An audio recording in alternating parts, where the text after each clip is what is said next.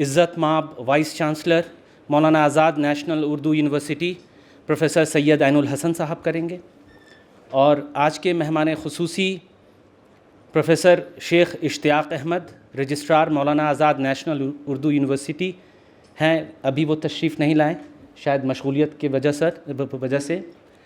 اور آج کے 3 مہمان اعزازی ہیں، جن میں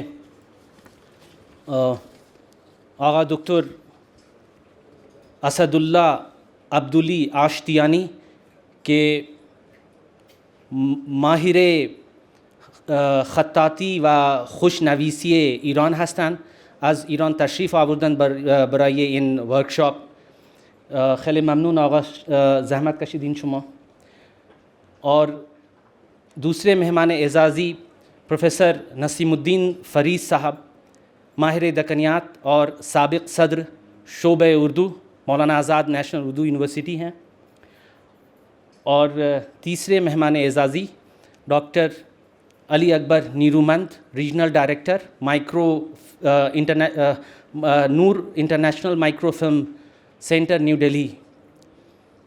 تو میں خواہش کرتا ہوں اب وی سی صاحب کی اجازت سے اس پروگرام کا آغاز کرتا ہوں۔ اجازت ہے سر؟ حسب روایت پروگرام کے آغاز میں تلاوت کلام پاک کا شرف حاصل کرنے کے لیے ڈپارٹمنٹ آف پرشین کے ریسرچ اسکالر پٹھان الیاس خان سے درخواست کرتا ہوں کہ وہ آئیں اور تلاوت کلام پاک کا شرف حاصل کریں۔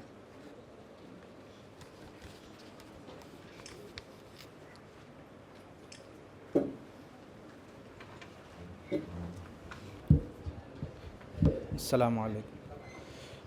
اعوذ باللہ من الشیطان الرجیم، بسم اللہ الرحمن الرحیم۔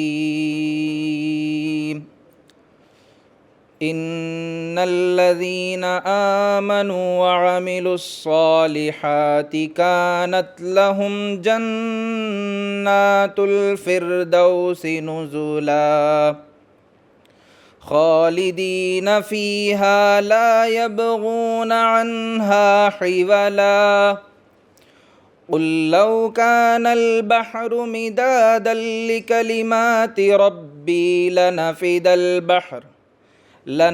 البحر قبل أن تنفد كلمات ربي ولو جئنا بمثله مددا قل إنما أنا بشر مثلكم يوحى إلي أنما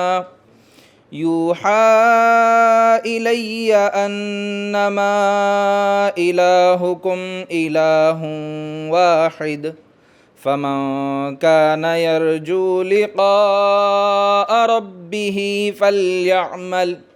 فليعمل عملا صالحا ولا يشرك بعبادة ربه أحدا۔ صدق اللہ العظیم۔ جو لوگ ایمان لے آئے اور انہوں نے نیک عمل کیا، یقیناً ان کے لیے جنت الفردوس کی مہمانی ہے، جہاں وہ ہمیشہ رہیں گے، جس جگہ کو بدلنے کا کبھی بھی ان کا ارادہ ہی نہیں ہوگا۔ کہہ دیجئے کہ اگر میرے پروردگار کی باتوں کے لکھنے کے لیے سمندر سیاہی بن جائے تو وہ بھی میرے رب کی باتوں کے ختم ہونے سے پہلے ہی ختم ہو جائے گا، گو ہم اسی جیسا اور بھی اس کی مدد میں لے آئیں۔ آپ کہہ دیجئے کہ میں تو تم جیسا ہی ایک انسان ہوں، ہاں میری جانب وحی کی جاتی ہے کہ سب کا معبود صرف ایک ہی معبود ہے، تو جسے بھی اپنے پروردگار سے ملنے کی آرزو ہو اسے چاہیے کہ نیک اعمال کرے اور اپنے پروردگار کی عبادت میں کسی کو بھی شریک نہ کریں۔ السلام علیکم۔ بہت شکریہ۔ میں درخواست کرتا ہوں ڈپارٹمنٹ آف پرشین کے ریسرچ اسکالر سے کہ وہ مانو کا ترانہ پلے کریں۔ شاکر پرویز۔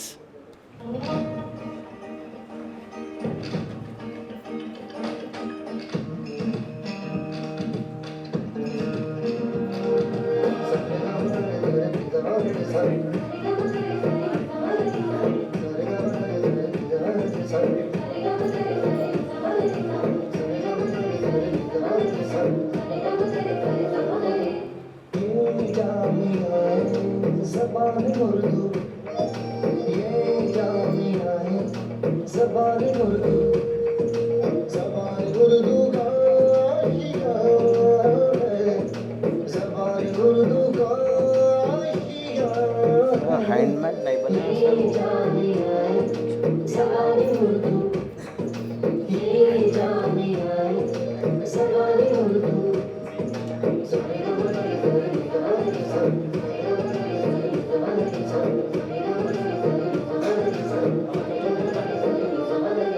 کلام سامنے ہے ترجم میں قلم سے اترا ہوا بدن ہے یہ علم کا شہر گھر ہے میرا مدرسہ میرا وطن ہے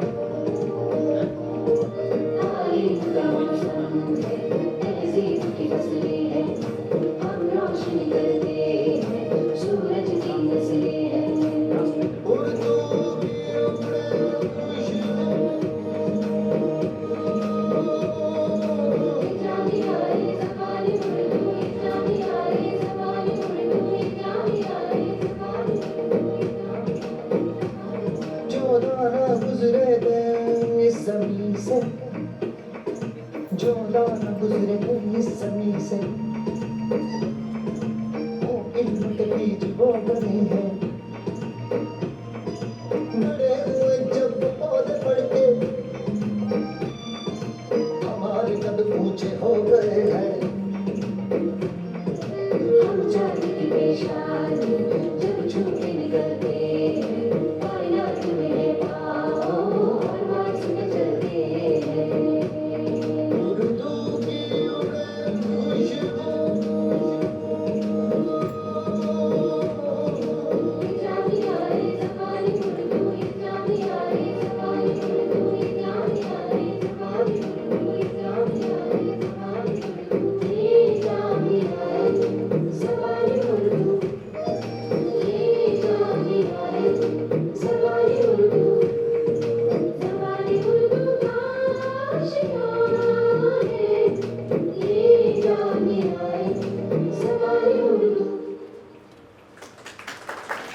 thank you very much. Farkhanda بنیاد شہر حیدرآباد مخطوطوں کے لیے مشہور ہے. تقریباً 15 لاکھ سے زیادہ مخطوطے یہاں کی لائبریریز میں موجود ہیں. ملک اور بیرون ملک کے مختلف دانشگاہوں سے محققین اور پژوہشگر یہاں کی لائبریریز میں ان مخطوطوں سے استفادہ کرتے ہیں. اسی بات کی ضرورت کو سمجھتے ہوئے department of Persian and Central Asian studies Maulana Azad national Urdu university نے Noor international microfilm centre new Delhi اور Telangana oriental manuscript library and research institute Hyderabad کے اشتراک سے اس 3 روزہ ورکشاپ کا انعقاد کیا ہے، جس کے director professor Aziz Bano sahiba dean school of languages linguistics and Indology ہیں، اور اس 3 ڈے ورکشاپ کے convener doctor Syeda Ismat Jahan HOD department of Persian and Central Asian studies ہیں. اب میں مہمانوں کے رسمی طور پہ استقبال کے لیے پروفیسر سیدہ عصمت جہاں صدر شعبہ فارسی و مطالعات آسیائے مرکزی کو دعوت دیتا ہوں کہ وہ مہمانوں کا استقبال کریں. به نام خداوند آموزگار نگارنده نام روزگار. سلام و درود و سپاس خدمت همه شما عزیزان. بنده این جانب از طرف گروه زبان فارسی و مطالعات آسیای میانی دانشگاه مولانا آزاد حیدرآباد افتخار دارم که با مناسبت برگزاری کارگاه آموزشی نسخه های خطی با خدمت همه استادان مهمانان گرانقدر، استادان گرامی و دانشجویان عزیز خیر مقدم عرض کنم و خوش آمدگویی می نمایم. به ویژه عرض خیر مقدم و شادباش دارم محضر ارزشمند جناب آقای پروفسور سید عین الحسن رئیس محترم دانشگاه که مایه افتخار و اعتبار محفل صمیمی ما گشتند. عرض خیر مقدم دارم محضر گرانقدر جناب آقای دکتر اسدالله عبدلی آشتیانی، خوشنویس و خطشناس معروف ایران. عرض خیر مقدم دارم محضر عالی جناب آقای علی اکبر Niroomand, regional director Noor international film centre Delhi. خیر مقدم دارم خدمت جناب عالی پروفیسر نسیم الدین فریض، رئیس سابق دانشکده زبانها و سرکار خانم پروفیسر عزیز بانو، رئیس دانشکده زبانها و سرکار خانم شگفتا شاهین، پروفیسر شگفتا شاهین OSD1 و جناب آقای پروفیسر عزیز الدین احمد و جناب آقای عبدالغنی OML حیدرآباد و به خدمت همه شرکت کنندگان این جلسه به صمیم قلب خیر مقدم و خوش آمدگویی می نمایم. امیدوارم که این کارگاه آموزشی مفید و موفق باشه انشالله. تشکر.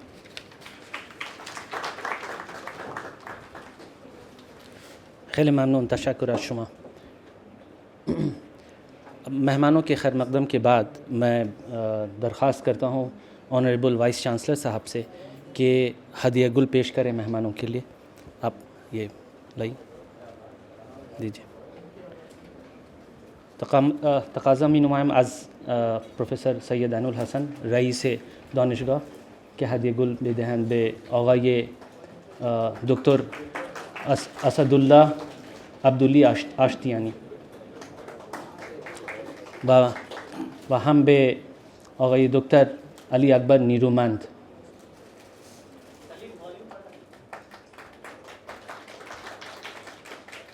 میں پروفیسر عزیز بانو صاحبہ سے گزارش کرتا ہوں کہ وہ OSD1 پروفیسر شگفتہ شاہین میم کو ہدیہ گل پیش کریں. میں ڈاکٹر سیدہ عصمت جہاں سے درخواست کرتا ہوں کہ وہ آنریبل وائس چانسلر صاحب کو ہدیہ گل پیش کریں.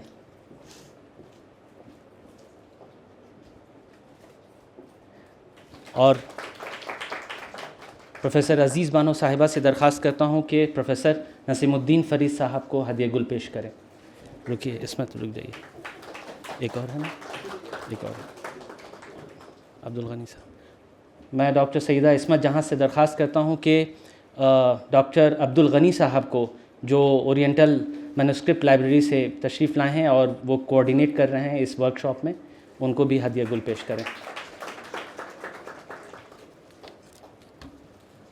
اب میں بلا تاخیر کے professor Aziz Bano sahiba director of this research this 3 day workshop کے لیے میں انوائٹ کرتا ہوں dean school of languages and linguistics and Indology کہ وہ آئیں اور اس سے روزہ ورک شاپ کی اہمیت و افادیت پر روشنی ڈالیں.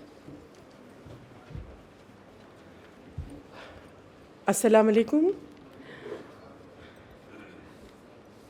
اس افتتاحی اجلاس میں آپ سب کا خیر مقدم. سب سے پہلے میں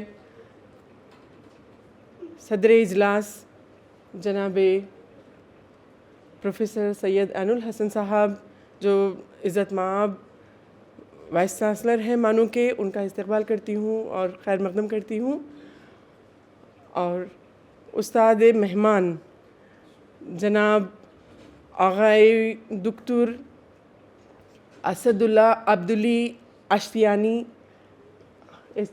خیر مقدم میکنم. آقای شما از آقای نیرومند صاحب، دکتر نیرومند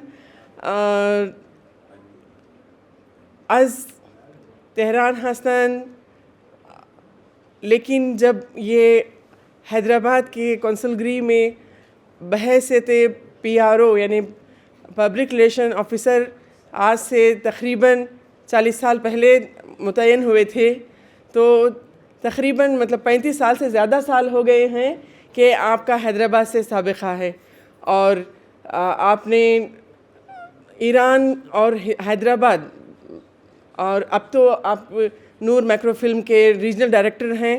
تو اب تو ہندوستان میں بھی آپ اپنی خدمات کو پھیلائے ہوئے ہیں، لیکن حیدرآباد کی فارسی نویسی یا فارسی ادبیات اور یہاں کے شعبہ جات، یہاں کے مخطوطات کے خزینے جو سالار جنگ میوزیم ہیں یا آرکائیوز میں آج کل کام چل رہا ہے، اور او ایم ایل میں بھی انہوں نے اپنے خدمات انجام دے کر وہاں کے مخطوطات کے تحفظ کا کام کیا ہے. ایک بڑی داستان ہے. اسی لیے میں کہہ رہی تھی، مطلب سال میں نے گنوا دیے کہ 35 سال سے زیادہ آپ اسی فیلڈ میں کام کر رہے ہیں، اور آج بھی وہ ایک فعال ہستی ہیں اور صدر انجمن گسترش زبان فارسی کے وہ صدر ہونے کی وجہ سے آج بھی ان کی مطلب فارسی کے تئیں اپنی ذمہ داری محسوس کرتے ہیں، اور جہاں کہیں کوئی اساتذہ آ رہے ہیں فارسی کے تو ہم سے ملواتے ہیں، اور ہمارے اسٹوڈنٹس کو جو ریسرچ کر رہے ہیں یا جو مخطوطہ شناس آئے ہیں یا زبان سے متعلق بھی، تو آپ کی خدمات ہمارے ہندوستان بھر کے لیے بھی اور حیدرآباد میں عثمانیہ میں جب متعلق تھے تو عثمانیہ کے لیے، اور جب سے مولانا آزاد، بلکہ آپ ہی لوگوں کی کاوشیں سے شعبہ فارسی مولانا آزاد میں قائم ہو پایا، اور جب سے بھی آپ ابھی تک ہمارے ساتھ معاونت فرما رہے ہیں. بہت بہت شکریہ اور آپ کی خدمات کے لیے تشکر فراوان. اور اس کارگاہ کو یعنی ورکشاپ کو، چونکہ جس فن کے لیے استاد آئے ہیں استاد اشتیانی، وہ خط سیاق کے ماہر ہیں اور مخطوطہ شناس، پوری طرح سے مخطوطہ شناس ہیں. تو یہ جو آنکڑے میں جو لکھی جاتی تھیں دفتر، جو آرکائیوز یا جو بھی ہماری حسابداری کے اکاؤنٹس ہوتے تھے وہ آنکڑوں میں لکھے جاتے تھے، تو اس کے لیے جاننا نہ صرف فارسی والوں کے لیے ضروری ہے، بلکہ جو بھی ان کتابوں سے واقف ہے، جس بھی مخطوطے میں جس کا کام آتا ہے کہ میڈیول کی ہسٹریز پڑھیں یا قدیم جو آرکائیول ریکارڈز کے لحاظ سے یا تواریخ ہیں، اس میں جو بھی حساب کتاب جمع کل مجمع یہاں اتنی خرچ آیا ہے، خرچ جمع فلاں فلاں لکھا ہوا رہتا ہے، لیکن اس کے ساتھ جو اعداد لکھے جاتے ہیں، جو آنکڑے ہوتے ہیں، وہ پڑھنا بہت ایک مطلب کار دارت ہوتا ہے، بہت مشکل ہوتی ہے. ہم چونکہ خوش قسمت رہے، ہمارے اساتذہ اکرام میں خانم زیب النساء حیدر صاحبہ نے بہت ہماری ہمت افزائی کی اور ہمیں ہاتھ پکڑ کر ایک ایک حرف کو بتایا. میں آج ان کا یاد کیے بغیر نہیں رہ سکتی. انہوں نے مطلب اتنا محنت کروائی، اور آج بھی ہم لوگ دیگر اساتذہ سے بھی، لیکن ابھی حیات نہیں ہیں تو جو بھی ہو سکتا ہے ماہرین کو ہم رجوع کرتے ہیں. اور یہ آرکائیوز میں بھی بہت سارے لوگ ہوا کرتے تھے، اب فقدان کی کگار پہ آئی ہوئی ہے یہ ان خطوط کو پڑھنے کا ہنر. تو آپ سب جو لینگویجز پہ کام کرتے ہیں، جو اس خط سے پڑھتے ہیں، الف با تا میں لکھا ہوا، یا تو عربی ہو یا فارسی ہو یا اردو ہو، ان سب کے لیے یہ خط سیاق بہت اہم ہے. آپ نے میں تھوڑا سا تعارف عبدالی صاحب کا کروانا چاہ رہی تھی، جو کہ اتنا زیادہ ہے، میں پڑھنے چلوں تو بہت ہو جائے گا. آپ کی کچھ کتابیں آپ یہاں نمونے کے طور پہ لے آئے ہیں جس میں ورک بکس ہیں، اور یہ ورکشاپ میں کل کا روز صاحب ہم کو انہی اعداد سیاق کو سمجھائیں گے، اور نہ صرف سیکھیں گے ہم لوگ بلکہ اس کو سمجھیں گے بھی. تو کچھ نمونے رہیں گے جس سے پڑھنا ہوگا، اور کچھ ہم لوگ حروف سیکھنے کی کوشش بھی کریں گے، خط سے جانیں گے بھی. اس کے علاوہ اورینٹل مینوسکرپٹ لائبریری سے کچھ مخطوطے ہم نے چنے ہیں. عبدالغنی صاحب اور ڈائریکٹر صاحب تو ویلیڈکٹری میں آئیں گے.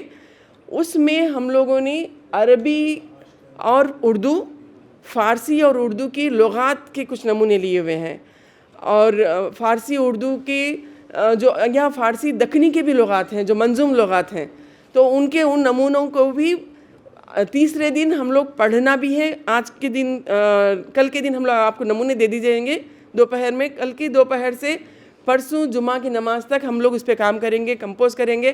اور اس ورکشاپ کی پروڈکٹ یہ رہے گی کہ ہم نے 2-3 مخطوطے قابل اشاعت کر لیے. تو یہ کام کے لیے اب معاونت ہمارے ماہر دکنیات اور مخطوطہ شناس جناب پروفیسر نسیم الدین صاحب جو اردو کے ماہر ہیں، ہماری مانو سے ابھی بھی جڑے ہوئے ہیں، شعبہ اردو کے صدر اور اس اسکول کے صدر کی حیثیت سے آپ نے گراقدر خدمات انجام دی ہیں، اور آج بھی لبیک کہتے ہیں کہ اسکول میں کوئی پروگرام ہو تو آپ آئیں. تو میں ایک خوش آئند ورکشاپ کی تمنا اور نیک خواہشات کے ساتھ آپ سب کا استقبال کرتی ہوں. بہت بہت شکریہ.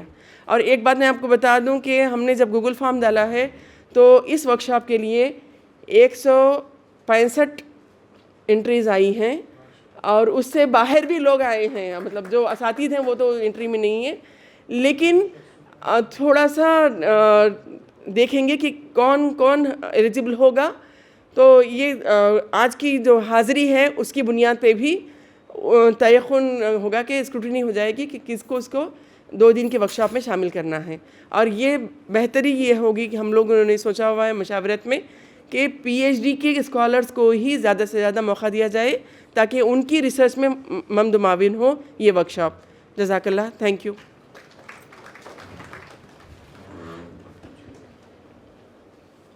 It is said that calligraphy is a kind of soothing music, not to the ears but to the eyes.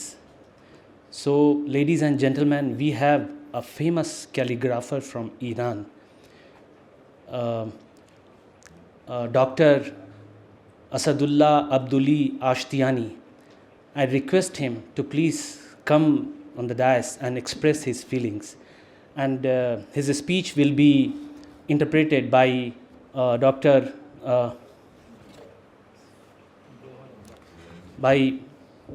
Mr. Gohar Abbas. میگویند که خوشنویسی مانند یک موسیقی آرام بخش است و ما درمیان ما داریم آقای دکتر اسدالله عبدولی آشتیانی که یک مخطوط شناس و خوشنویس معروف ایران هستند. من از اون آقا تقاضا می نمایم که لطفاً اینجا بیاین و احساسات خودشان را اظهار بنمایند. لطفاً بیایید آقا. و از آقا گوهر عباسی تقاضا می نمایم که سخنرانی اون ترجمه بکنید. لطفاً.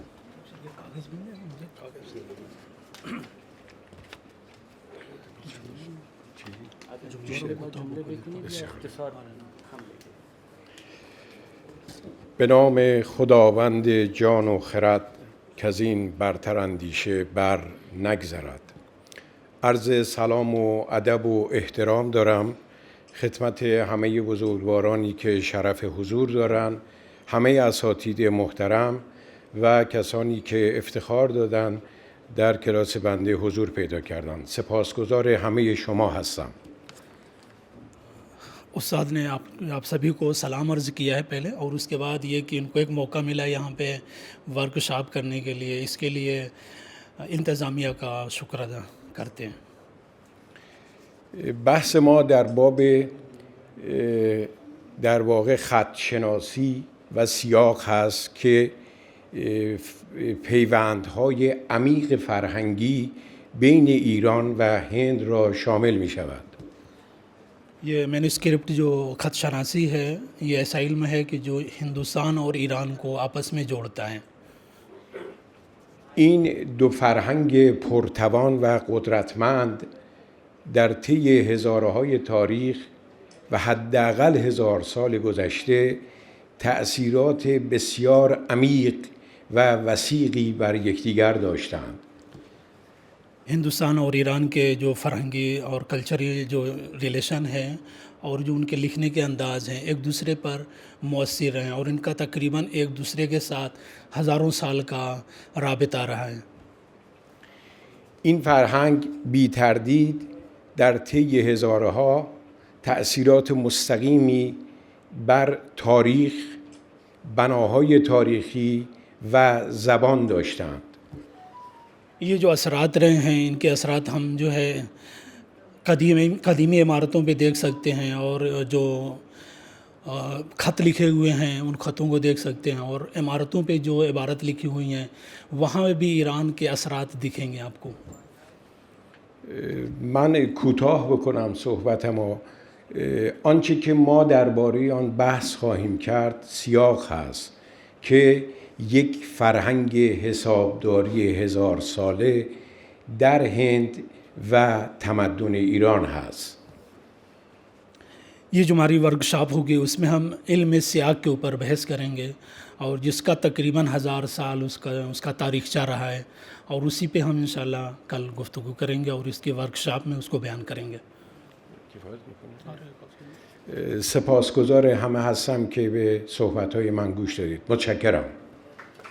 آپ سبھی کا شکر گزار ہوں کہ آپ نے ہماری باتوں کو سنا.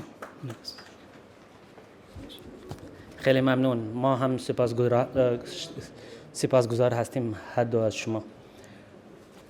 میں اب خواہش کرتا ہوں ڈاکٹر علی اکبر نیرومند صاحب سے، جو regional director Noor international microfilm centre new Delhi کے ریجنل ڈائریکٹر ہیں، کہ وہ آئیں اور چند الفاظ کہیں.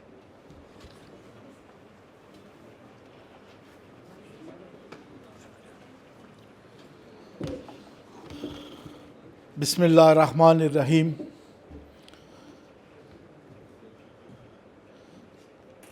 آقای دکتر پروفسور سید عین الحسن، رئیس دانشگاه محترم مولانا آزاد، جناب شیخ اشتیاق احمد، رجسترار مولانا آزاد، سرکار خانم عزیز بانو، رئیس زبانشناسی، دکتر عبدالله غنی از کتابخانه شرق شناسی، دکتر اسدالله عبدعلی اشتیانی، کارشناس ارشد خطاطی و مخصوصاً در زمینه خط سیاه، دکتر سرکار خانم سیده اسمت جهان، رئیس گروه زبان فارسی دانشگاه مولانا آزاد، دکتر نسیم الدین فریز، استاد دانشگاه مولانا آزاد، و تمام حضاران محترم، پروفسورها و دانشجوهای عزیز که امروز اینجا تشریف آوردید، تشکر میکنم که یک فرصتی به بنده داده شد که من اینجا بین حضور شما بیام. I would love to continue my speech in Farsi, but since I am seeing people from various departments have come here, so if the Honorable President of the function permit me, I will speak in English. At the outset, I would like to thank the organizers of this 3-day workshop. It's my privilege to be amongst you all learned people who show a grand enthusiasm in study of the Oriental manuscriptology, which is a need of the hour as the conditions of the manuscripts are getting worsened day by day. Unless learned people like you all do not show interest, it won't take much time for this treasure to be lost in the near future. I'm really happy to know that Professor Aziz Bano announced that we got more than 165 entries to participate in this workshop. It's a great honor for us. It's a great honor for the Noor International Microfilm Center as well as the Manu and the Oriental Manuscript Library, who are doing this great service not only to the humanity, to the manuscripts, but also to the entire future generation. As you all are aware, that Noor International Microfilm Center is playing a pivotal role since last 40 years under the guidance of its director, Dr. Mehdi Khaja Piri by not only repairing, conserving, digitalization, cataloging of these manuscripts and documents in more than 26 various institutions of higher education, libraries and universities, including the National Archives and the Telangana State Archives and Research Institute in Telangana, by adopting a unique method of herbal treatment as well as the glue which is being produced is the research work of Dr. Khaja Piri, who has made it such a way that for another 200 years, these manuscripts will never get damaged or nobody will be able to harm it, especially the insects or due to the humidity. I am happy to announce that today we have among us an Iranian research scholar, Dr. Ashtiani, who came to India on an invitation of Dr. Khaja Piri and helping our specialist at Telangana State Archives and Research Institute with Khatt-e-Siyaq. Khatt-e-Siyaq, as they have already mentioned, is a special type of calligraphy for study of the arithmetics. Method used during the old times in calligraphy and arithmetic, who will be imparting his knowledge with the participants of this workshop. I wish all the success to the organizers of this workshop and hope such a cooperation will continue in future too, so that the hidden treasure of Persian under Persian and Urdu documents and manuscripts having 700 years of historical evidence of Deccan region in them, so that same is transferred to the future generation. We are really lucky to receive whatever the documents or the books which are written, which goes back to the nearly 700 years of history. And unless and until it is preserved in a proper way, we won't be able to give it to our future generation. So anybody, I challenge anybody who wants to know the real history of Deccan, they should know Persian language and be able to read the Persian calligraphy. And we are doing that under the guidance of Dr. Mehdi Khaja Piri, and I am proud to be the regional director for this purpose. Thank you, one and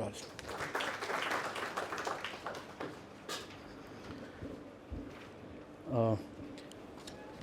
Dr. Mehdi Khaja Piri, Director, Noor International Microfilm Center, New Delhi, was supposed to be with us, but due to some emergency work, he is not among us. میں گزارش کرتا ہوں professor نسیم الدین فرید صاحب سے، جو ماہر دکنیات ہیں اور اس سہ روزہ ورکشاپ میں ہم لوگوں کے ساتھ یہ رہیں گے، ریسرچ اسکالرس، اور ہم سارے لوگ ان سے استفادہ کریں گے.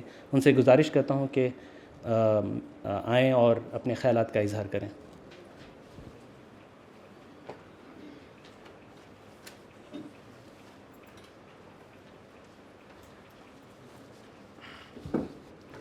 السلام علیکم.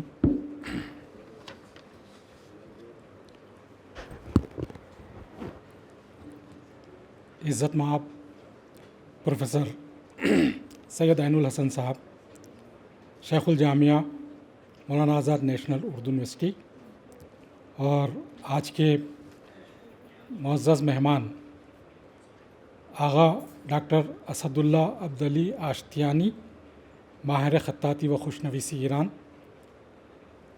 Doctor Ali Akbar Niroz, regional director Noor مائکرو فلمز نئی دہلی،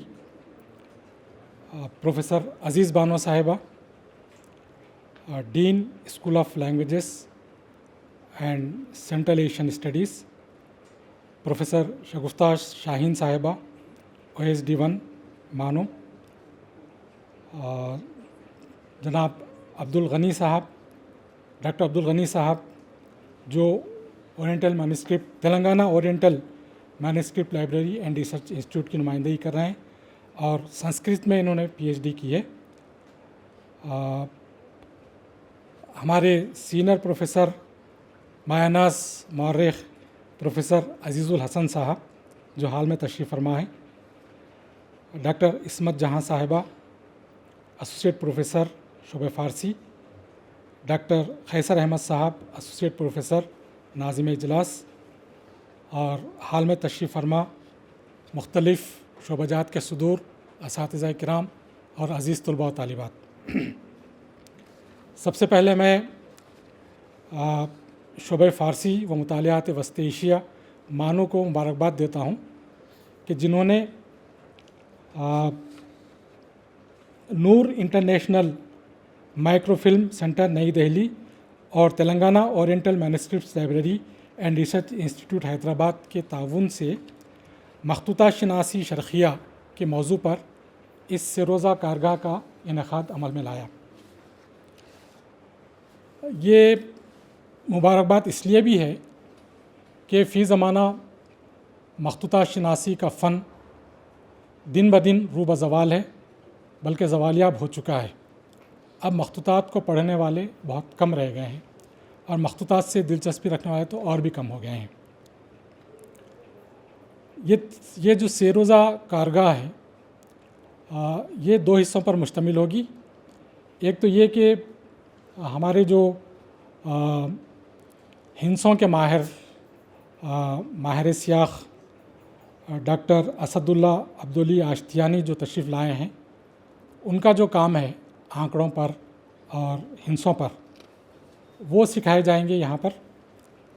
تو اس تعلق سے میں یہ عرض کرنا چاہوں گا کہ ہم جو گنتی لکھتے ہیں وہ تو انگریزی اعتبار سے ہوتی ہے، عربی ہند سے ہوتے ہیں، اور 1 2 3 لکھتے ہیں، اور آج سے ایک 40-50 سال پہلے وہ 1-2 اردو کے انداز میں لکھتے تھے ہند سے، لیکن اس سے قبل عربی ہند سے یا کسی اور زبان، پتہ نہیں اس کی اصلیت کیا ہے، میں سمجھتا تھا کہ وہ عربی ہند سے ہوں گے، وہ استعمال ہوتے تھے۔ چنانچہ یہاں حیدرآباد کے قدیم قبالے، مکانوں کے سیل ڈیڈس اور دستاویزات آپ دیکھیں گے تو اس میں جو رقبہ بتایا جاتا ہے کھیتوں کا، مکانوں کا جو ایریا بتایا جاتا ہے، تو اس کی قدر جن ہندسوں سے ظاہر کی جاتی ہے وہ آج کل کے ہند سے نہیں ہے، کچھ الگ وضع کے ہند سے ہوتے ہیں۔ یا ان کھیتوں، مکانوں اور باغات کی جو قیمتیں درج کی جاتی ہیں وہ قیمتوں کو ظاہر کرنے والے ہند سے بھی الگ ہوتے ہیں، جن کو ہم آپ پڑھ نہیں سکتے ہیں۔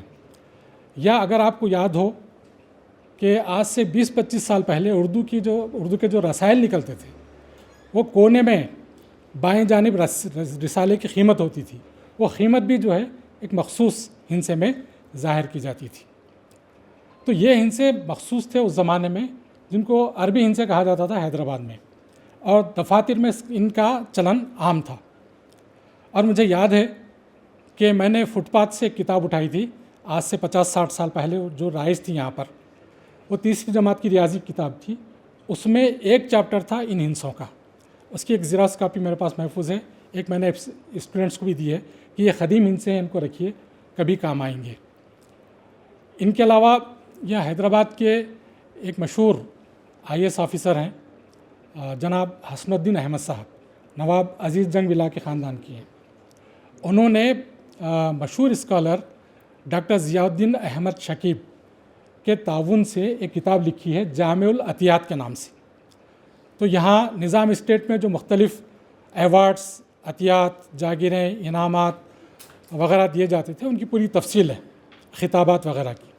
اور آخری باب میں انہوں نے ان ہندسوں کی تفصیل بتائی ہے کہ یہاں پر جو رائج تھے ہند سے خاص وضع کے، وہ ہند سے 1 2 3 کس طرح لکھے جاتے ہیں، 1 سے لے کر 1000 تک کی گنتی کے پورے اعداد و شمار اس کے اندر انہوں نے درج کیے تھے۔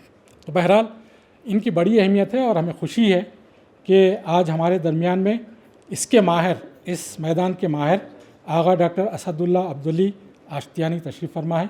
وہ تفصیل سے بتائیں گے کہ یہ ہندسوں کی ساخت کیسی ہے، وہ کیسے لکھا جاتا ہے، اور ان ہندسوں میں ان سے متعلق الفاظ سے کچھ معنویت ہے کہ نہیں ہے، کچھ مماثلت یا کچھ نسبت ہے کہ نہیں ہے۔ مثلا ربا اگر ہے تو اس میں کا عین کچھ ہے کیا، 4 کی نمائندگی کرنے والا، اس طرح سے کچھ ہے کیا۔ اس پر تفصیل سے گفتگو ہوگی، کل ہم ان کے ساتھ بیٹھ کر سیکھیں گے۔ اس ورکشاپ کی دوسری شق ہے، دوسرا مرحلہ ہے کہ کچھ مخطوطات اورینٹل مینuscript لائبریری سے حاصل کیے گئے ہیں، ان مخطوطات کی ایڈیٹنگ ہوگی، ان کی تدوین کی جائے گی، اور ان کو قابل اشاعت بنایا جائے گا۔ جیسا کہ ناظم اجلاس نے کہا کہ حیدرآباد مخطوطات کا شہر ہے، حیدرآباد ہی نہیں، میں اس کے دائرے کو بڑھاتے ہوئے کہوں گا کہ نہ صرف حیدرآباد بلکہ ماضی میں اقتدار کے جو مراکز تھے یہاں پر، بیجاپور، اورنگ آباد، بیدر، کڑپا، کرنول، سدھوٹ، ویلور، ارکاٹ، یہ سارے شہر، یہ ساری بستیاں جہاں پر نوابوں کی حکومت تھی یا بادشاہوں کی حکومت تھی، یہ سب بادشاہ اور نواب علم پرور تھے، علم و حکمت کے قدردان تھے۔ ان کے درباروں سے وابستہ شاعروں اور ادیبوں نے تصانیف یادگار چھوڑی ہیں جو خطی نسخوں یا قلمی نسخوں کی شکل میں محفوظ ہیں۔ تو بہت ساری تلف ہو گئی ہیں، بہت ساری ضائع ہو گئی ہیں، لیکن تھوڑا سا حصہ حیدرآباد کے مختلف کتب خانوں میں محفوظ ہے، جن میں کتب خانہ نواب سالار جنگ میوزیم، ادارے ادبیات Urdu, Telangana oriental manuscript library and research centre. اس کو پہلے کتب خانہ آصفیہ کہا جاتا تھا، کتب خانہ آصفیہ کے بجائے اب اس کا نام آج کل Telangana oriental manuscript library and research centre ہے۔ اور اس کے علاوہ جامعہ نظامیہ میں بھی مخطوطات کا بڑا ذخیرہ موجود ہے، اور دفتر مالگزاری، یہاں پر ایک دفتر ہوا کرتا تھا، اس کے مخطوطات یہاں پر پبلک گارڈن میں ایک چھوٹا سا میوزیم ہے، اس میوزیم میں محفوظ ہیں، اسٹیٹ آرکائیوز۔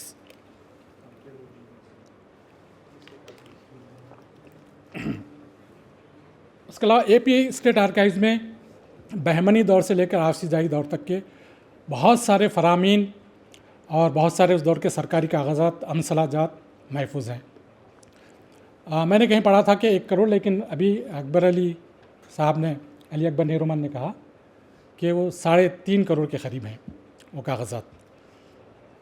یہ سارے کاغذات اورنگ آباد میں قلعہ ارق میں بہت ہی ردی حالت میں موجود تھے، لیکن پھر نظام کی حکومت نے ان کو وہاں سے منتقل کر کے باضابطہ اس کا ایک دفتر قائم کیا، ان کو صحیح طریقے سے محفوظ کیا۔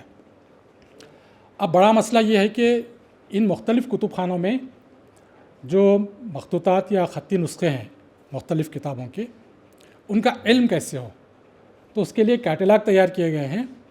نواب سالار جنگ میوزیم ہے، اس کی جو لائبریری ہے اس کے ساتھ ملحقہ، اس کے اردو مخطوطات کی وضاحتی فہرست نصیر الدین ہاشمی صاحب نے تیار کی ہے، فارسی مخطوطات کی وضاحتی فہرست بھی اس کی تیار ہے، جو غالباً 5 یا 6 جلدوں میں ہے۔ ہماری لائبریری میں بھی اس کا سیٹ موجود ہے۔ کتب خانہ آصفیہ یا OML کے مخطوطات کی فہرست 2 جلدوں میں، اردو مخطوطات کی فہرست 2 جلدوں میں نصیر الدین ہاشمی صاحب نے مرتب کی ہے۔ ادارے ادبیات اردو میں جو مخطوطات ہیں اس کی فہرست کی 5 جلدیں، جلد اول سے جلد 5 تک ڈاکٹر سید محی الدین قادری زور صاحب نے تیار کی ہے، اور جلد 6 مولوی اکبر الدین جو وہاں کے عثمان یونیورسٹی کے اسسٹنٹ پروفیسر تھے، اور پروفیسر محمد علی اثر صاحب نے مل کر تیار کی ہے۔ 6 جلدوں میں وہاں کی فہرست ہے۔ اور اے پی آرکائیوز جو پبلک گارڈن میں ہے، وہاں کی فہرست رسالہ نوائے ادب میں نصیر الدین ہاشمی صاحب نے شائع کی ہے، اور اسی طرح اسی رسالے میں نوائے ادب کے 2 شماروں میں کتب خانہ جامعہ نظامیہ کے مخطوطات کی فہرست نصیر الدین ہاشمی صاحب نے مرتب کر کے شائع کی ہے۔ تو یہ مخطوطات کا مختصر سا ذخیرہ، اور بھی بہت سارے ہیں۔ نجی ذخائر میں بیجاپور میں آپ دیکھیں گے کہ بہت ساری خانقاہیں ہیں، بہت ساری درگاہیں ہیں، جہاں کے سجادہ نشینوں کے پاس بہت سارے ذخائر ہیں مختلف موضوعات پر، خاص طور پر تذکرہ، تاریخ، سوانح، تراجم، تصوف وغیرہ کے موضوعات پر۔ لیکن مشکل یہ ہے کہ عام ریسرچ اسکالرس کی وہاں تک رسائی موجود نہیں ہے، ممکن نہیں ہے۔ لیکن بہرحال کل کے ورکشاپ کے لیے اورینٹل مینوسکرپٹ لائبریری سے کچھ مخطوطات کی نقول حاصل کی گئی ہیں، ان کی جو ہے ایڈیٹنگ یا ترتیب اور تدوین کا کام انجام دیا جائے گا۔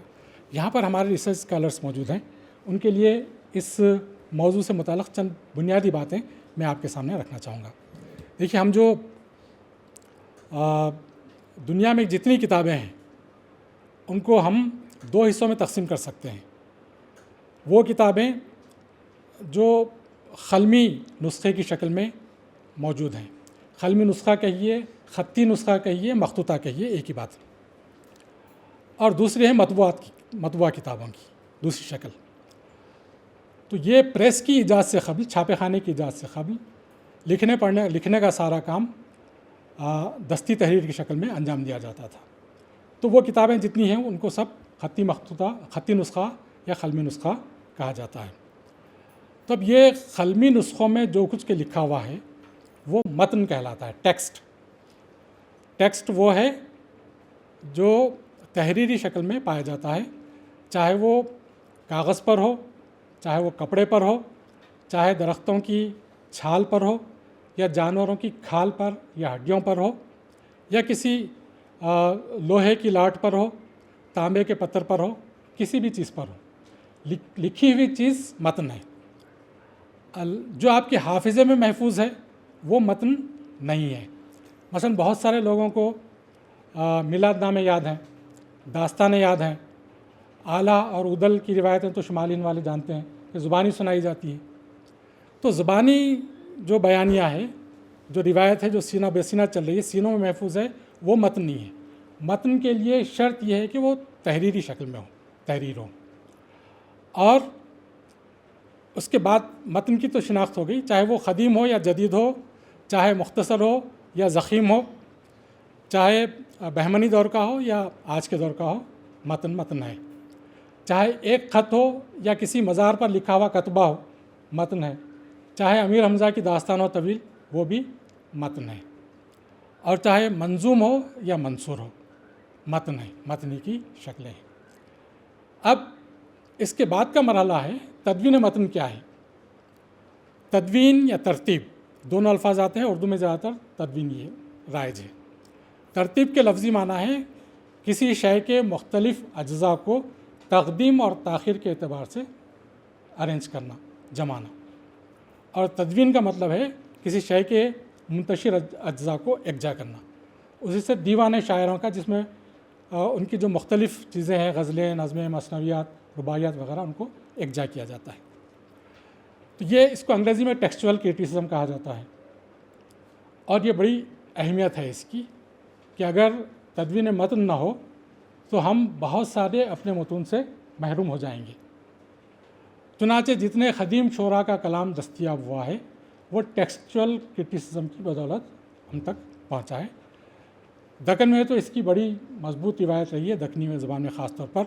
چنانچہ اردو کی جو پہلی مثنوی ہے قدم رو پدم رو نظامی کی، جو بہمنی دور سے تعلق رکھتی ہے، اس کو پاکستان کے ڈاکٹر جمیل جالیبی نے مرتب کیا.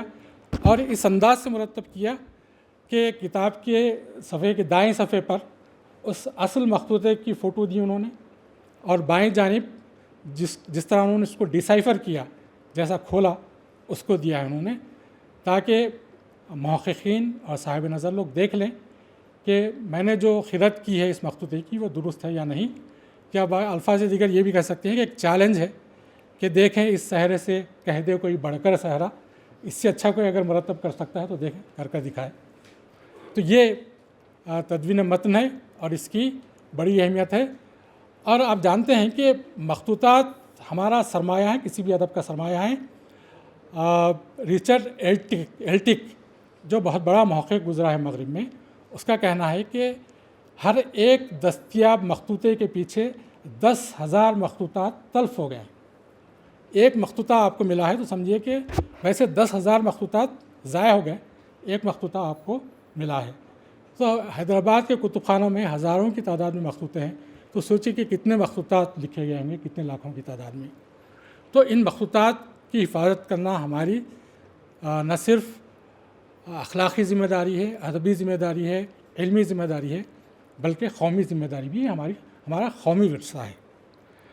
اور مخطوطات کو پڑھنے کی کچھ دشواریاں اور کچھ مسائل ہیں.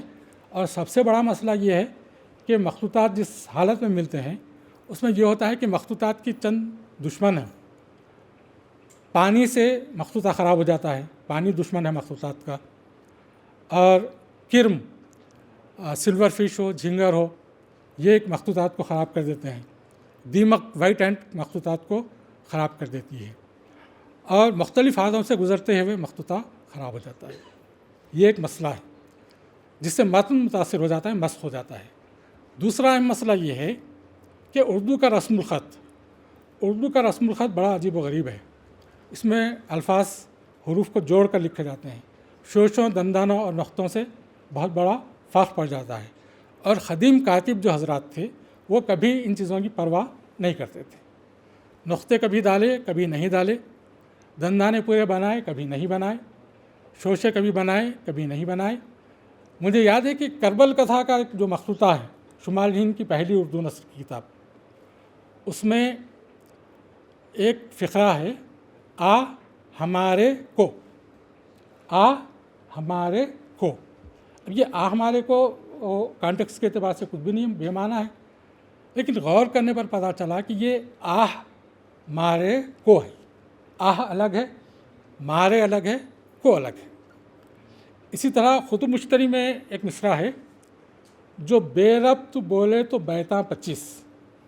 تو کاتب نے بے یا بے نہیں لکھا, بے زیر بے لکھا, جو بے ربط, اور بولے بے واو لام بڑی یا نہیں, بے واو لام زیر بولے. تو یہ دقتیں ہیں اس طرح کی, رسم الخط کی دشواریاں ہیں. اور قدیم زمانے میں ٹے, ڈاڑ اور رے کے لیے جو چھوٹی تو لکھی جاتی ہے وہ نہیں لکھی جاتی تھی, 4 نقطے ڈالے جاتے تھے, اور وہ حرف کے اوپر بھی نہیں, حرف کے نیچے لکھے جاتے تھے. اور کاف اور گاف میں تمیز نہیں تھی. گاف کے لیے بھی جو ہے جو سرکش ہوتا ہے گاف کا دوسرا مرکز, 4 نقطے نیچے ڈالے جاتے تھے. یہ ساری دشواریاں ہم کو مخطوطات پڑھنے میں ہوتی ہیں. یائے معروف اور یائے مجہول کا فرق نہیں. بیٹے لکھا, اب اس کو بیٹی پڑھیے بیٹے پڑھیے. اور ہائے لٹکن یا کوہنی والی ہا اور 2 چشمی ہا میں کوئی فرق نہیں. گھر, اب اس کو چاہے گھر پڑھیے چاہے گوہر پڑھیے. تو اس طرح کے مسائل, ان سب سے نبردآزما ہوتے ہوئے مخطوطہ کھولنا پڑتا ہے. تو اس کی مشق ہم کریں گے طلباء کے سامنے. یہ موٹی موٹی چند باتیں میں نے آپ کے سامنے رکھی ہیں. میں نہایت شکر گزار ہوں پروفیسر عزیز بانو صاحبہ کا, جو اس سیمینار اس کارگاہ کی ڈائریکٹر ہیں, جنہوں نے مجھے یہاں حاضر ہونے اور آپ سے ہم کلام ہونے کا شرف بخشا. میں خاص طور پر ممنون اور سپاسگزار ہوں ہمارے عزت مآب وائس چانسلر صاحب کا, کہ جن کی بے نہایت مہربانی, نوازش اور کرم فرمائی کی بدولت میں آج بھی ریٹائرمنٹ کے باوجود معنوں سے جڑا ہوا ہوں اور حتی المقدور خدمت کرنے کی کوشش کر رہا ہوں. سر, میں آپ کا بہت بہت شکریہ ادا کرتا ہوں. تمام حاضرین کو گواہ بنا کر بہت بہت شکریہ. Thank you very much. We are happy that the participant of this 3-day workshop of Oriental Manuscriptology are not only from Manu, they are from Hyderabad Central University and Osmania University also, and other institute also. So I request Professor Shagufta Shaheen, Head Department of English and OSD 1, to kindly say a few words for their encouragement.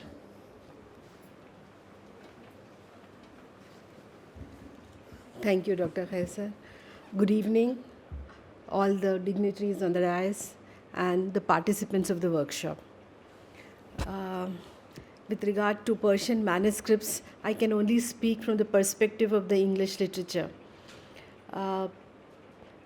We always tend to, in English literature, we always tend to study the influence of the West on India. But when you do a lot of research, we get to know that we don't have pride in our own literature that is so very great, and that we can find in the manuscripts. It is through English literature that we came to recognize and take pride in the literature of the Orient, which abounds with manuscripts which have not been preserved. So for a sense of pride in our own, we need to preserve these manuscripts, and that, I think, which is the justification of having this kind of a symposium or a workshop that we have on preserving manuscripts. There are several research scholars in the Department of English, I'm sure in all the other languages also, which are trying to trace the flow from the West to the East.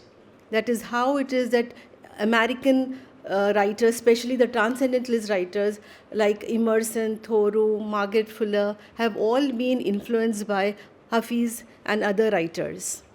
So we are studying now how the East has influenced the West, And this is possible only if we preserve the manuscripts and tend to take care of them as our own.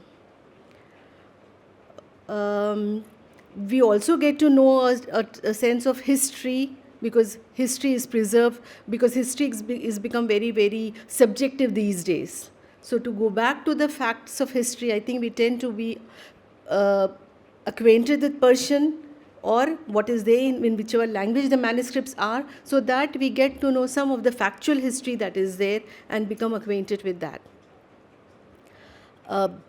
Coming to my,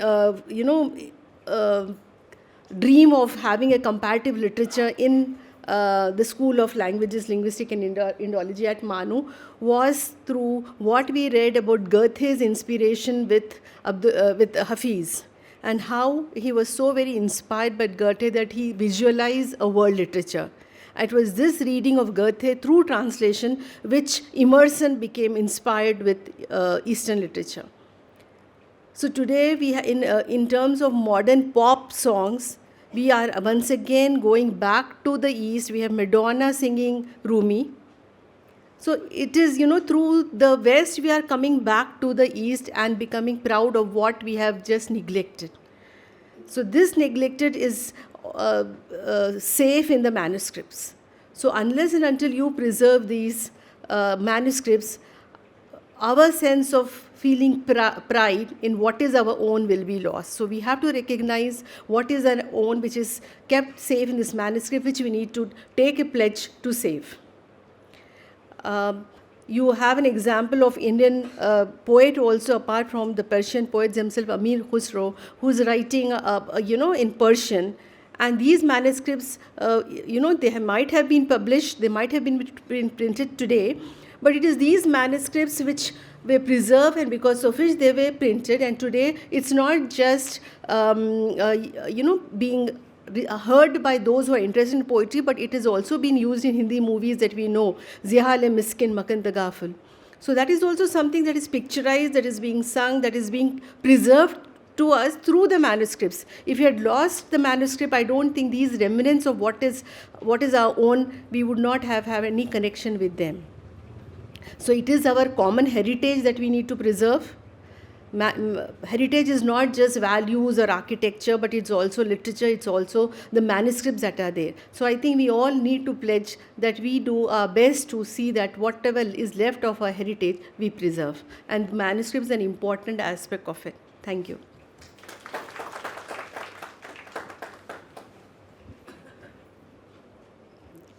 I would like to request the Honorable Vice Chancellor, Professor Syed Ainul Hasan Saab, to give his presidential remarks.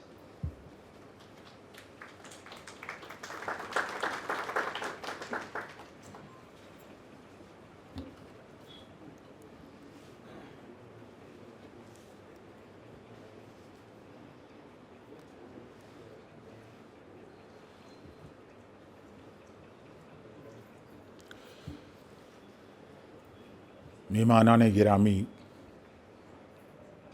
जनाब doctor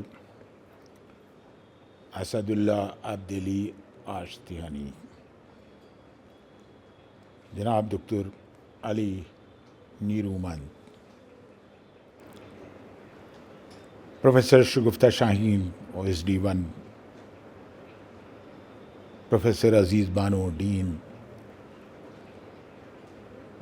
Professor Nasimuddin Fariz, our esteemed colleague,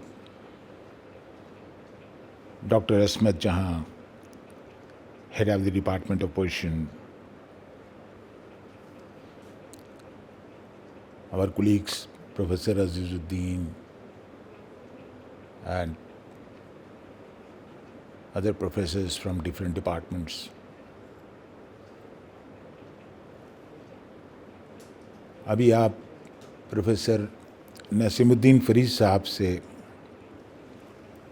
और professor शगुफ्ता शाहीन से manuscript के बहुत सारे aspect पर गुफ्तगू सुन रहे थे।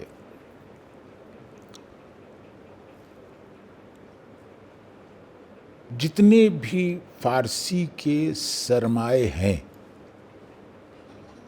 उनमें जब حساب کرنے بیٹھتے ہیں تو معلوم ہوتا ہے کہ سب سے بڑا سرمایہ مینوسکرپٹس ہیں. اب برسوں سے مینوسکرپٹ پہ کام ہو رہا ہے. پروفیسر ولی الحق انصاری تھے جنہوں نے جو ماہر کہلاتے تھے اور انہوں نے عرف شیرازی کا دیوان مرتب کیا تھا. مینوسکرپٹس بہت ساری ہوتی ہیں، ایک وقت میں لکھی جائیں یا مختلف اوقات پہ لکھی جائیں. اس کا ایک ہنر بالکل الگ ہنر ہے. اس ہنر میں بہت سارے لوگ گزرے ہیں. ہمارے ہی دور میں پروفیسر نذیر احمد کوئی معمولی ایڈٹ کرنے والے نہیں تھے. پروفیسر امیر حسن عابدی کا نام آتا ہے، بہت بڑا نام ہے. پروفیسر نبی ہادی تھے. آج کے دور میں جو اس میں لگے ہوئے ہیں اور بڑا کام کیا انہوں نے، پروفیسر شریف حسین قاسمی نے کیا. اس طرح سے ان کے شاگردوں کی بھی بڑی طویل فہرست ہے. مگر یہ جو ابھی خط سیاہ کی بات ہو رہی ہے، جس کا نام بدل دیا ہے لوگوں نے، یہ خط سیاق تھا جس کو خط سیاہ کر دیا گیا. اور ان اصلا خط سیاق بود که اینا عوض کردن دیگه، اومدن خط سیاه. سیاه چیه دیگه؟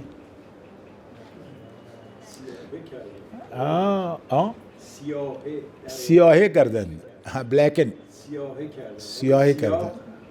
بله متوجه شدم. یہ تو برٹش کہتے ہیں blank verse. What is blank verse? Professor Shagufta Shaheen, blank verse. What is this? آزاد ٹھیک ہے، یہ بلینک کیا ہے؟ آپ دے دیجئے ٹرم کچھ بھی. ہمارے یہاں مشکل یہ ہے کہ جو بھی آتا ہے ایک نئی بنیاد رکھ دیتا ہے، اور پھر وہ ایک عام طور پر چلن ہو جاتا ہے، اور پھر کوا کان لے کے اڑ جاتا ہے. سو ابھی جس طرح کے مسائل ہیں ہمارے یہاں علمی دنیا میں، جو تحقیق کی دنیا ہے، اس کے اندر لوگوں نے اپنے اپنے جماعتوں کو الگ کر رکھا تھا. تحقیق ایک الگ چیز ہے، تنقید ایک الگ چیز ہے، تدوین ایک الگ چیز ہے. ہم نے تینوں کو کاکٹیل بنا دیا. اب ہم نے کاکٹیل بڑا جان بوجھ کے، اس لیے کہ ماڈرن ورڈ ہے نا، آپ کی جلدی سمجھ میں آئے گا. حالانکہ ان لوگوں کو کاکٹیل سمجھ میں نہیں آنا چاہیے، مگر آ رہا ہے، کمال کی بات ہے. Artificial intelligence. سو یہ جو طریقہ کار ہے سب کے مختلف ہیں. تحقیق کا الگ ہے، تنقید کا الگ ہے، اور تدوین کا الگ ہے. تدوین میں تو اپنی طرف سے آپ اضافہ کر ہی نہیں سکتے، اور اگر آپ تحقیق کر رہے ہیں تو اس میں آپ کہہ دیے کہ اس کو یوں لکھا ہوتا تو بہتر ہوتا. یہ تحقیق ہے، یہ تنقید ہے آپ کی، ہے نا. کہتے یہ اس نے لکھ دیا آرد نیست. کہ آرد کیوں نہیں ہے؟ آرد نہیں لکھنا چاہتا، آٹا نہیں ہے.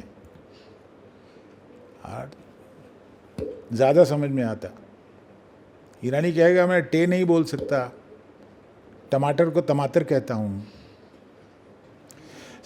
مشکلات یہ ہیں کہ ہم چیزوں کو کوشش کر رہے ہیں دوسروں پر امپوز کرنا. لیکن ہر جگہ من اردو صحبت میکنم شما اینا ببینن زبان یار من ترکی و من ترکی نمیدانم. مسئله ایجاد میشه دیگه. خب شما مثل اینکه متوجه هستین آنچه که عرض میکنم. متوجه هستین شما؟ آقای نیرومند که کاملا مسلطن دیگه. اینا چندین زبان میگن. خیلی خوب. ناو ایرانیوں کا ईरानी ये 2 लोगों को देख के मत समझिएगा ईरानी यही हैं, ईरानी बड़े अजीब अजीब के हैं और बड़े खुशखत हैं, उनकी खुशखती का जवाब नहीं है साहब, और बहुत सोचने वाले हैं। सिर्फ बिस्मिल्लाह को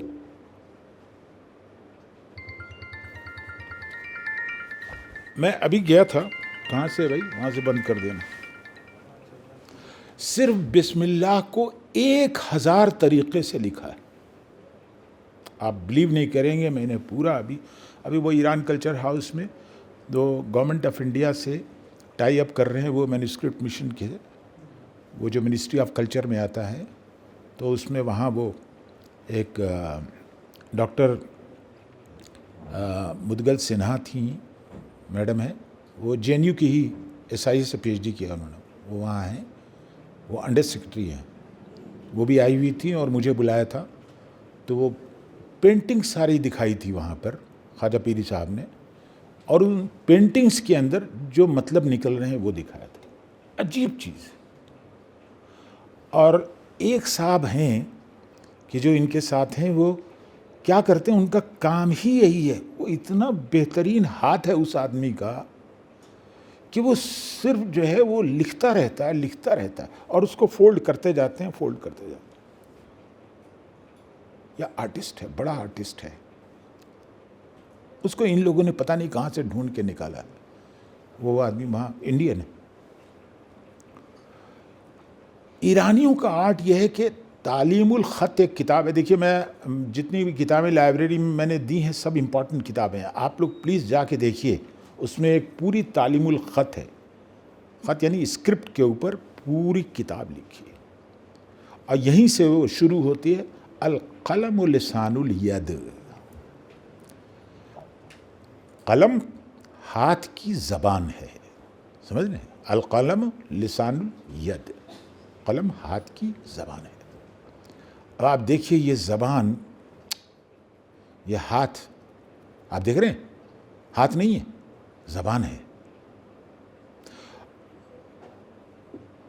ये कलम को जब ज़बान दी जाती है तो न जाने क्या क्या उससे निकलता है, आप यकीन जानिए।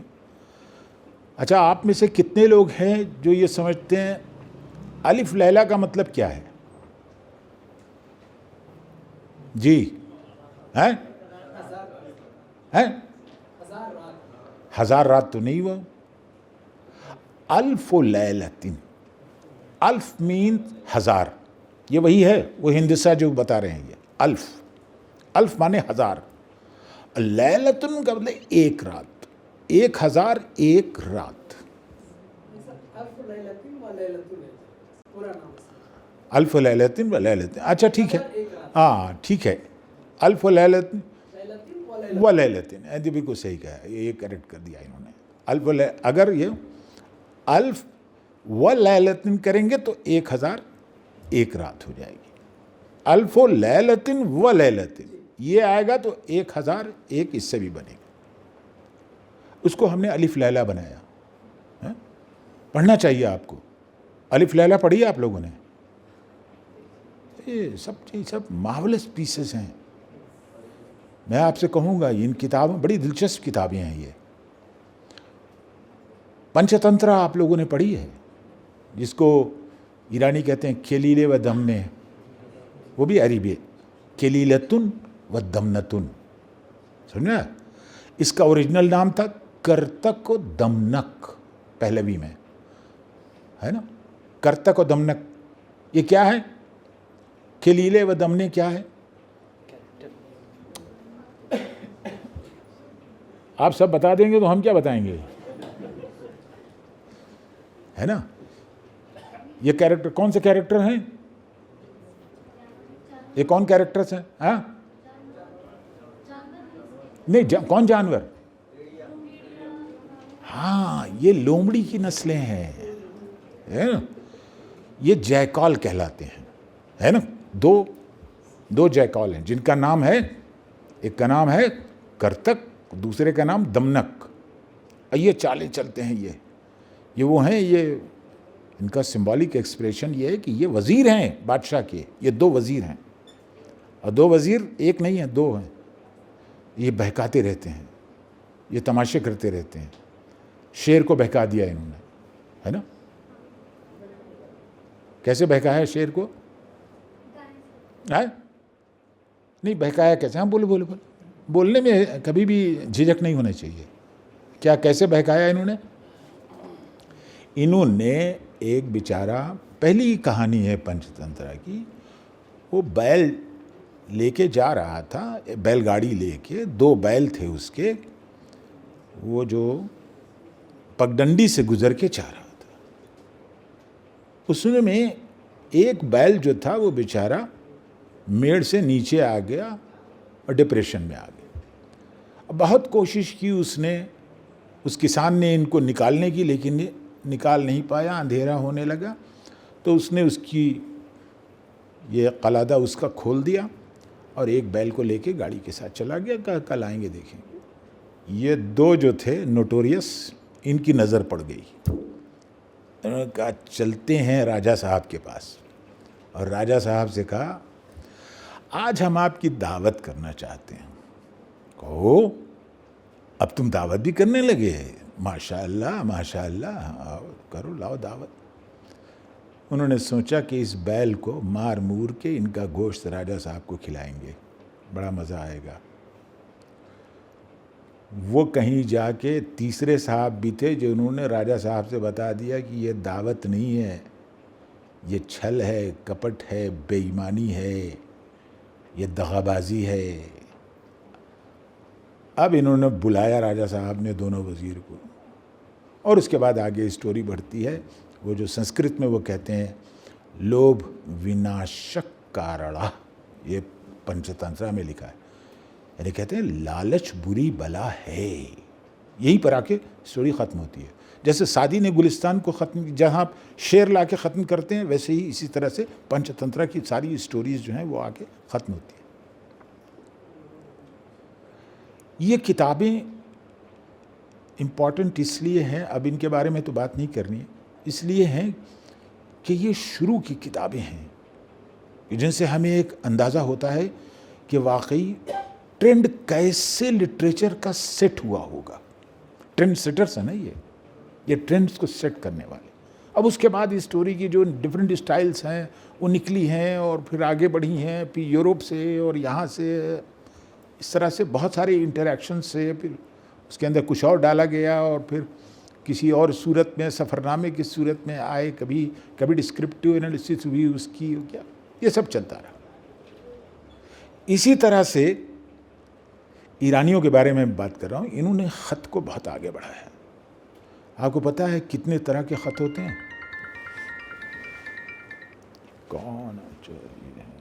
2 منٹ, ٹھیک ہے. آپ بتائیں کتنے خط ہوتے ہیں؟ بہت سارے خط ہوتے ہیں, 14-15 خط ہیں.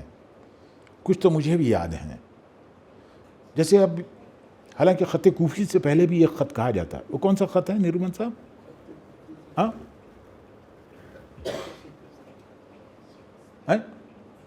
خط کوفی سے پہلے کوئی خط ہے؟ ایک خط ہے, ذرا پتہ لگے گا.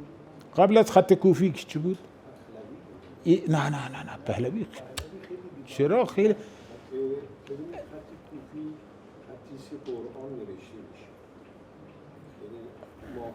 ایک بتاتے ہیں جو ریسرچ ہے, آرکائیول ریسرچ ہیں, ان کے بتاتے یہ ہیں کہ اب یہ تحقیق کی بات ہے, لیکن حضرت پیغمبر کے ہاتھ کا ایک خط جو ہے وہ کوفی میں نہیں ہے بلکہ ایک اور خط ہے جس میں ہے. ہاں ہو سکتا ہے وہی کوئی ایک خط ہے, میں بھول رہا ہوں اس کا نام.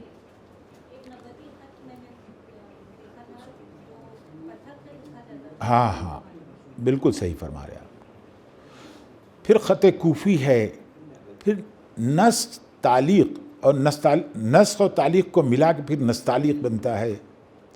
پھر اس کے اندر آتا ہے سلس, بہت زیادہ لکھا گیا. سلس میں بہت ہے, بہت اسکرپٹس جو ہیں وہ سلس میں ہیں. رقا, توقی, اجازہ, دیوانی, 14-15 ہے جتنے مجھے یاد ہے. ہاں تعلیق ہے, نص تعلیق تو وہ بتا دیا میں نے. پہلوی نا پہلوی نا وہ دوسری چیز ہے. پہلوی خط نہیں ہے, پہلوی اسٹائل آف رائٹنگ, وہ پہلوی دوسرا ہے, اسکرپٹ ہے, وہ خط ہے. اسکرپٹ کو ڈفرینٹ انداز سے لکھا جانا, وہ خط, اس کی بات کر رہا ہوں. تو کیا ہوا اس میں لاسٹ میں طغرا آیا. طغرا سمجھتے ہیں جو فریم آپ دیکھتے ہیں, اس کا بھی ایک خط مانا گیا طغرا کو. طغرا میں ایرانیوں نے کمال کر دیا, بنایا ایک ہارس اور اسی کے اندر آیتیں لکھ دیں. ہر آدمی نہیں پڑھ سکتا اس کو. یا آج بھی جو ان کے طغرے ہیں, ان طغروں کو پڑھنا آسان کام نہیں ہے, بہت نظر لگا کے. وہ لکھیں گے لا تقنطوا من رحمت اللہ, لیکن وہاں قاف ہے ہی نہیں ہے, نہ جانے کیا کیا وہ گول گول گول والا آ رہا ہے, وہ سب لکھ دیں گے. بڑے اسٹائلش ہیں, انہیں مہارت ہے. دیکھیے فنون لطیفہ جانتے ہیں آپ لوگ, ایستھیٹکس جن کو کہتے ہیں, ہاں ان کو ایرانی کہتے ہیں زیبائی شناسی.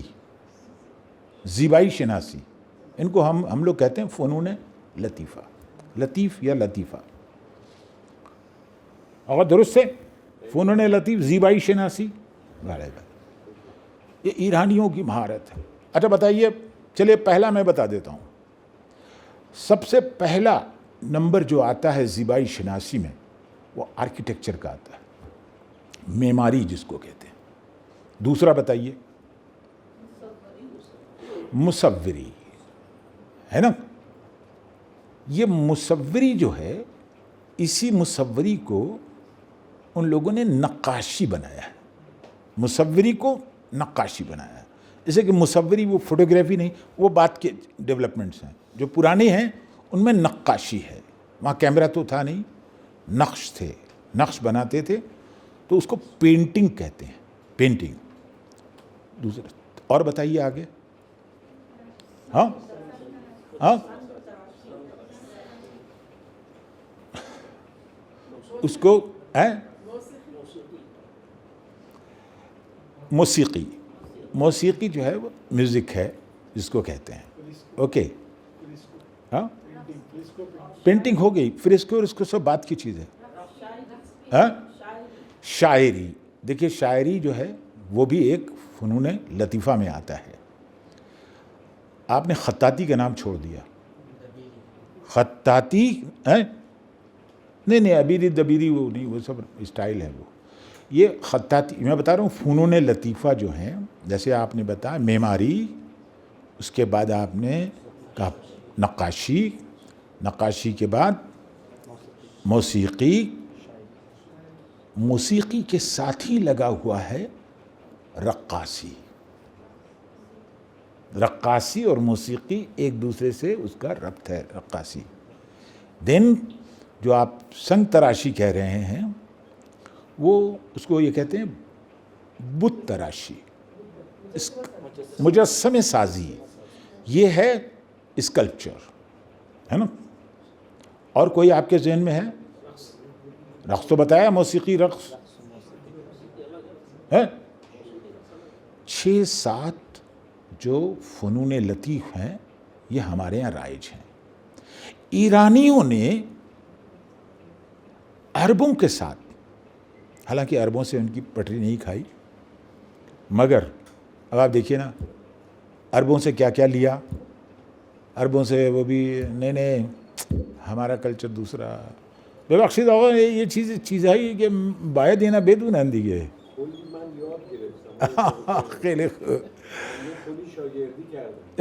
خیلی ممنون. عربوں سے دیکھیے بحر و وزن ان کے پاس تھا نہیں.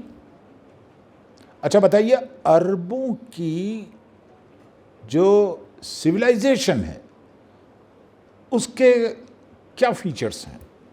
عرب سویلائزیشن جس کو آپ کہتے ہیں, عرب سویلائزیشن کس لیے ہے؟ ہر سویلائزیشن کا کچھ نہ کچھ تو وہ ہوتا ہے. اب جیسے آپ کہیں کہ چائنیز سویلائزیشن, تو چائنیز سویلائزیشن 2 چیزوں کے لیے مشہور ہے. سب سے پہلے موسیقی کے لیے، سب سے پہلے اور سب سے آرٹ کو جمع کرنے والے یہ چائنیز تھے. جیسے آپ کہیں ایرانین سویلائزیشن، تو ایرانین سویلائزیشن کس لیے ہے؟ اس کا وجہ کیا ہے، کیوں ہے، کیا چیز اس کے فیچر کیا ہیں؟ ہے نہیں، بالکل نہیں، بالکل نہیں. سویلائزیشن کی بات کر رہا ہوں. یہ خطاطی وطاطی تو عربوں کے حملے کے بعد شروع ہوتی ہے. کہاں بات کرتے ہیں، میں آپ کو بتا رہا ہوں سویلائزیشن جب ایمرج ہو رہی ہیں، تمام different pockets of the world سے سویلائزیشنز ایمرج ہو رہی ہیں. تو ایرانین سویلائزیشن کیا ہے؟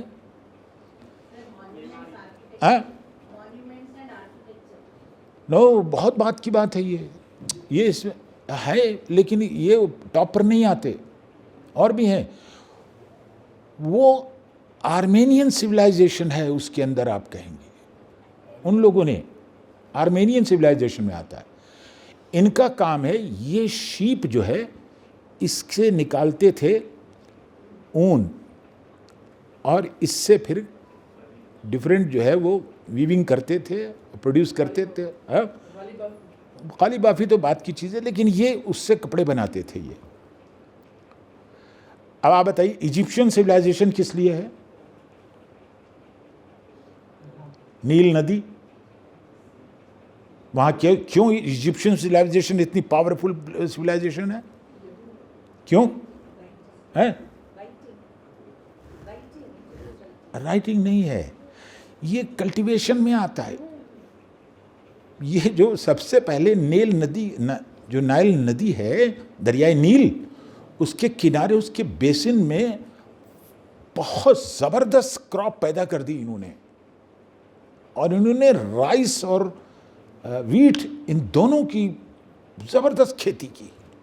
پہلے انہوں نے کی، تب دنیا نے سیکھی، ان کے پھر وہ لے گئے اس طرح کے بیج لے گئے دوسری جگہوں پر، یہ سب شروعات ہوئی.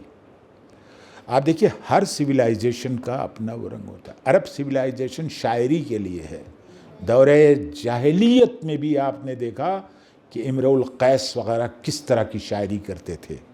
وہ زبردست سویلائزیشن تھی عربوں کی، کہ وہ یہاں تک کہ یہ فارسی والوں نے جب لکھا تو نظامی عروضی سمرقندی نے 4 مقالے میں جو لکھا ہے وہ کہتے ہیں سچ کو جھوٹ اور جھوٹ کو سچ. انہوں نے تو غلو کو بھی جائز کر دیا ہے نا. وہاں مبالغے تک بات تھی، ٹھیک تھی، لیکن وہ کہتے ہیں اور سب سے اچھا جو بہترین بیتی کے شما به تحویل دوستان میرسونید اون کدومه دیگه؟ نه از نمیدونم از کیه. وہ کہتے ہیں کہ 100 بوسه بر رکاب، کیا 9 کرسی فلک نہد اندیش زیر پائے. نام ہے اس کا، پتہ نہیں کس کا ہے شعر. یہ تو آپ ایسی تحقیق مت کیجئے کہ مشکل ہو جائے، پھنس جائے مبلغ. 9 کرسی فلک نہد اندیش زیر پائے تا بوس بر رکاب غزل ارسلان دہد. کہتے ہیں اندیشہ، تھاٹس کی جو 9 لیئر کرسیاں ہیں، کرسی پہ کرسی، کرسی پہ کرسی ہے نا رکھا 9. نہد اندیشے زیر پائے، پاؤں کے نیچے، یعنی اس کے اوپر اندیشہ، یہ فکر جو ہے 9 کرسیوں کے اوپر جب جا کے کھڑی ہوتی ہے تو تابوسے بر رکاب غزل ارسلان. اب کہاں بوسا کہاں دیتے ہیں؟ بوسا وہ جو سینڈل ہے نا، وہ اس کے ہارس میں جو سینڈلز میں جوتا جاتا ہے نا، وہ رکاب اس کو کہتے ہیں. کہتے ہیں وہاں جا کے پھر بوسا دیتے ہیں. یار حد کر دیا آپ لوگوں نے. ہاں سبک هندی داریم، سبک هندی شاعر امیر خسرو دهلوی، یعنی حتی هند رو ادبیات ما تأثیر گذاشته. ما سبک هندی داریم، سبک هندی که بسیار مهم هست. شعرهای قرن ده اینا امیر خسرو را نشناختن قبل از انقلاب اسلامی. صاحب تبریزی بعداً اومدن گفتن صاحب تبریزی، چون صاحب اینجا بود، صاحب یہاں تھے، تبریز کے تھے. بہت اچھے تھے. چرا امیر خسرو را قبل الانقلاب اسلامی نشناختید شما؟ خب این پیرو نظامی گنجوی بود، همینه دیگه، پیرو نظامی گنجوی بود، پنج گنج نوشته. کیوں بھائی؟ شاگرد تھے نظامی گنجوی کے، سب تو لے گئے آپ اپنے پاس، استادی تو آپ ہی کے پاس ہے، امیر خسرو کے پاس کہاں؟ یعنی من شوخی میکنم آقا، خیلی معذرت میخوام دیگه. سنٹرل ایشیا نے ان کو پہچانا، بے دل نہ شناختن دینا. بے دل رو شناختید؟ بعد از انقلاب 2 تا کتاب اومد دیگه. یکی نه شفیع کتکنی بعدا نوشته، حسن حسینی اول نوشت، سهراب بیدل و سهراب سپهری، و بعدا شاعر آئینه ها شفیع کتکنی نوشته بعدا انہوں نے. دیکھیے یہ ایرانیوں کا کچھ پرائڈ جو ہے نا وہ جسٹیفائیڈ ہے بہت حد تک. انہوں نے کیا کیا ہے؟ بہت سارے کمالات کیے ہیں. دیکھیے آپ ایستھیٹکس میں، آپ بتائیے اسلام میں کچھ چیزیں بالکل منع ہیں، آپ کو معلوم ہے؟ اسلام میں بالکل منع ہے. کیا منع ہے؟ ڈانس منع ہے. اسلام کے اندر مجسمے سازی منع ہے. ابھی دیکھ رہے ہو اسلام تو پورا بت سازی کے خلاف ہی آیا تھا، ہے نا؟ اب آپ جائیے چہل ستون آقا شما من چند بار اونجا زیارت کردم اونجا، رفتم دیگه. 20 پلرز جو ہیں وہ پانی میں ہیں اور 20 پلرز جو ہیں وہ خشکی پر ہیں. اس کو یہ لوگ چہل ستون کہتے ہیں. وہ جگہ وہاں ہے کہ جہاں ہمایوں کو جب شیر شاہ نے کھدیرا تو وہ بھاگ کے پناہ لی انہوں نے ایران میں. شاہ طہماسپ صفوی تھے اس زمانے میں، شاہ طہماسپ صفوی. تو انہوں نے ہمایوں کے آنر میں ایک ڈانس پروگرام رکھا. وہ رقاصہ ہندی تھی، یاد رکھیے وہ رقاصہ ہندی تھی. اس کا جو فراک ہے وہ سب پہناوا ہے، وہ وہی پہناوا ہے جو انڈین پہناوا ہے، ایرانی نہیں ہے. مرجینا والا ڈریس نہیں ہے وہاں کہیں سے اور آیا ہو، وہ صرف خالص و خالص انڈین ڈریس. اب وہ رقاصہ ہندی، اس کی پینٹنگ کچھ مٹ گئی تھی لیکن انقلاب اسلامی کے بعد اس کو اور روشن کیا گیا ہے. It's a wonderful achievement by Iranians کہ انہوں نے اوریجنل بنا دیا. دیکھیے یہ کمال کے لوگ ہیں. یہ جو پرسی پولیس کہتے ہیں آپ، پرسی پولیس، تخت جمشید، اب جمشید کا بنایا ہوا تخت. اب بہت کہانیاں ہیں الیگزینڈر کی، ان کی اسکندر نامہ دیکھیے تو اس میں تعریف ہے اسکندر کی. نظامی نے بڑی تعریف کی ہے الیگزینڈر کی. لیکن ہخامنشی دور، ایکیمینین ٹائم پر دارا و اسکندر نام سنتے ہیں آپ؟ دارا و اسکندر، دارا کی لڑائی. اس نے کیا کیا؟ تخت جمشید کو ڈسٹرائے کیا. جتنے ہاتھی تھے ان کی سوڑ کاٹ دیے، جہاں جہاں جو کچھ بنا تھا پلرز کو گرا دیا. ایرانیوں کا کمال دیکھیے، جیسا اوریجنل تخت جمشید رہا ہوگا انہوں نے ویسا ہی بنا دیا. ان پتھروں کو جوڑ کے اور اس کی خوبصورتی نکال دی. اس کے اندر وہ آبادانہ کیا ہے، وہ ہال ہے میں جو میٹنگ جہاں ہوتی تھی، آپادانہ ہال بھی بنا دیا. وہ سارا کچھ، اور وہ جو پینٹنگز تھی جس میں ایک انڈین کو بھی دکھایا ہے دھوتی پہنے ہوئے اور کرتا پہنے ہوئے، وہ لے جاتا ہے. جب دیووں کے خلاف جنگ جیت کے آتے ہیں، یہ تو کہہ رہے ہیں نا جو سب آپ نوروز وروز مناتے ہیں یہ سب اسی کا ہے کہ جب دیووں کے خلاف، دیو یہاں بھی ہندوستان میں بھی رہے ہیں. وہ سمندر منتھن میں جب آپ جائیں گے تو دیکھیں گے کہ وہاں یہ نہ پی لیں، نہیں تو پھر یہ ڈسٹرائے کریں گے ساری جمعیت کو. تو شیو جی جا کے پی لیتے ہیں اس کو، نیل کنٹھ ہو جاتے ہیں اور پھر وہ بچا لیتے ہیں، جمعیت کو بچا لیتے ہیں. اسی لیے شیوا جی. یہ وہاں بھی ہوا. جمشید کے سامنے جو تھے وہ یہ عجب روحیں تھیں ان کے سامنے، ان سے جمشید نے لڑائی لڑی. تو جب دنیا کو پاک کیا ان دیووں سے، یہ دیو اور دانو یہ کہلاتے ہیں. یہ دانو تھے، دیو نہیں تھے، دانو تھے، شیطان تھے. ان سے لڑائی لڑ کے جب کیا تو ساری دنیا کے جو بادشاہ تھے اور یا ریپرزنٹیٹیوز تھے وہ وہاں گئے تخت جمشید پر، اور انہوں نے ان کے اوپر زر و گوہر لٹائے.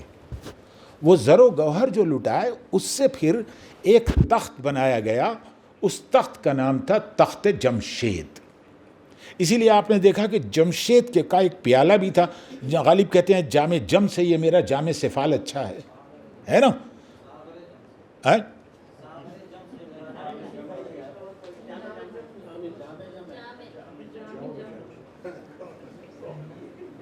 کوئی بات نہیں، اس کی کوشش ہے. آپ مجھے کریکٹ کرتے رہنا یار اگر میں غلط بول رہا ہوں کہیں. تو یہ کیا نا جامع سفال اچھا. اب جامع سفال کیا ہے بتا دو کیا ہے؟ ہاں بالکل صحیح، بالکل صحیح. جامع جم سے یہ میرا. تو جامع جم اس میں جہان نما کہ کتابیں لکھی گئی، جامع جہان نما، پوری دنیا کی تصویر اس میں دکھائی دیتی تھی. کئی تذکرے لکھے گئے ہیں جامع جہان نما کے نام سے، بہت سارے تذکرے ہیں. سبزواری نے بھی لکھا ہے ایک تذکرہ اس میں. تو یہ جو تخت بنایا گیا تھا اس کو فردوسی نقل کرتا ہے. فردوسی اپنے شاہنامے میں نقل کرتا ہے اور یہ کہتا ہے کہ چو خورشید اندر میان ہوا، چو خورشید اندر میان ہوا، like a sun in the atmosphere, نشستے بران شاہ فرمان روا، and they set the king of universe. So Jamshid was king of universe. ساری دنیا کا جو بادشاہ تھا، پہلا بادشاہ جمشید تھا.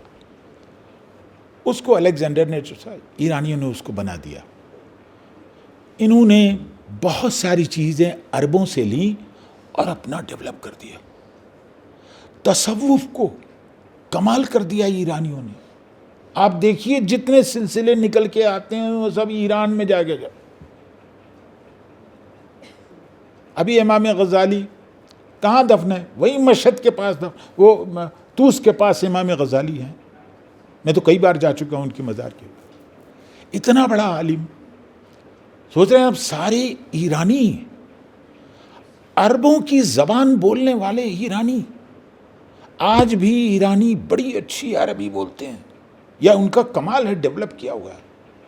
جبکہ انہوں نے 10 سال تک جنگ قادسیہ لڑتے رہے وہ، اور ادھر سے عرب کی فوجیں جو ہیں وہ حملہ کرتی رہیں اور شبخوں کرتی رہیں، اور یہ لوگ 10 سال تک ریزسٹ کرتے رہے، باہر آئے. اور عربوں نے اس کو کہا فتح الفتوح، کانکویسٹ آف دا کانکویسٹ، اور ایرانیوں نے اس کو کہا جنگ نہاوند. اور فتح الفتوح کے شمانے میں لکھ دیجیے.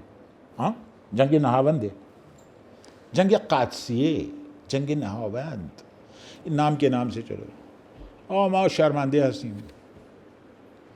ایرانیوں نے کبھی اپنی ہار نہیں مانی تھی. میں بتا رہا ہوں تاریخ میں کبھی اپنی ہار نہیں مانی تھی.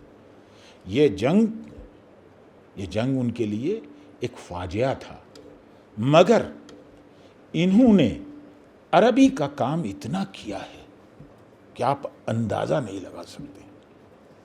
اور مولانا جلال الدین رومی، مولوی رومی کو آپ دیکھیے، حکایتیں لکھتا ہے اور قرآن سے استنباط کرتا ہے. کمال کرتا ہے کہ نہیں؟ پنچ تنترا سے کہانیاں لیتا ہے، جاتکائی سٹوریز لیتا ہے مولانا، اور اس میں اٹیچ کرتا ہے. لاسٹ میں جو انٹرپریٹیشن دیتا ہے وہ قرآنک انٹرپریٹیشن. تو ایرانیوں نے کیا کہا؟ ہست قرآن در زبان پہلوی. قرآن پہلوی زبان میں لکھا گیا. ابھی کیا بتائیے، مجھے سمجھ میں نہیں آتا کہ کیا قرآن پہلوی زبان کسی زبان میں لکھا جا سکتا؟ قرآن تو نہیں لکھا جا سکتا. But this is there Iftikhar. یہ لوگ کہتے ہیں کہ نہیں قرآن. اس لیے کچھ چیزیں ایران میں جو عرب ورلڈ میں ممنوع تھی، ایران میں فلورش کر گئی. پینٹنگز، جتنی مغل پینٹنگز آپ دیکھتے ہیں یہ سب ایرانیوں کے ہاتھ کا کرشمہ ہے. یہ ساری شاہنامے کی جتنی آپ پینٹنگز چاہیے آپ کے ہاتھ میں آ جائے گی. یہ سب آرٹ ڈیولپ کیا ہوا. ایستھیٹکس جتنا بھی ہے اس میں آپ نے صحیح کہا، معماری جو ہے، آرکیٹیکچر کو انہوں نے بہت ڈیولپ کیا. اور جس طرح کا علم انہوں نے کتابوں کے حوالے اور خود پریکٹیکل کر کے، آج ایرانی خطاط جہاں جہاں جاتے ہیں وہاں اپنا سکہ جماتے ہیں. آپ ان کی دیکھیے, ان کے جو لکھے ہوئے کتبے ہیں وہ ایک سے ایک عالیشان کتبے ہیں. لیکن ہمارے لیے آخر میں ایک میر نے جب کہا, کہتے ہیں جب سے خط ہے سیاہ خال کی تھانگ, تب سے لٹتی ہے ہند چاروں دانگ. بھئی یہ جو میر کہہ رہے ہیں کہ یہ جو چھپ چھپا کے آپ لکھ رہے ہیں دوسروں کو نہ پتہ ہو, اس سے کہ ساسانی دور میں 3 اسکرپٹ موجود تھیں. ام دبیرے, دین دبیرے, گشتہ دبیرے. ام دبیرے جو آپ کی مدر ٹنگ ہے, عام بول چال والی زبان ہے وہ ہے. دین دبیرے جو ریلیجس لینگویج تھی, اور گشتہ دبیرے ان کی سیکرٹ لینگویج تھی جو اپنے آفیسرز کو کنوے کرنے والی تھی. یہ آج ہی نہیں, بڑے پرانے ہوشیار لوگ ہیں. آپ بتائیے 3 اسکرپٹ چلاتے تھے ایک ساتھ. کہتے ہیں یہ پبلک کے لیے ہے, یہ ریلیجس ملاؤں کے کنزمپشن کے لیے ہے, پادریوں کے لیے ہے, اور یہ والی جو ہے ہمارے سیکرٹ فورسز کے لیے. ہاں ساسانی دور میں آپ دیکھ رہے ہیں. ہاں وہ کانفیڈینشیل جاسوسی والی تھی, یہ تو جاسوسی نہیں. Anyway, but you know you are in the right place, Hyderabad. Lot of interactions taking place between the two, the Deccan arts and aesthetics and then the Iranian arts and aesthetics. And with this combination you will find so many architecture, so many buildings, so many variety of scripts you will find.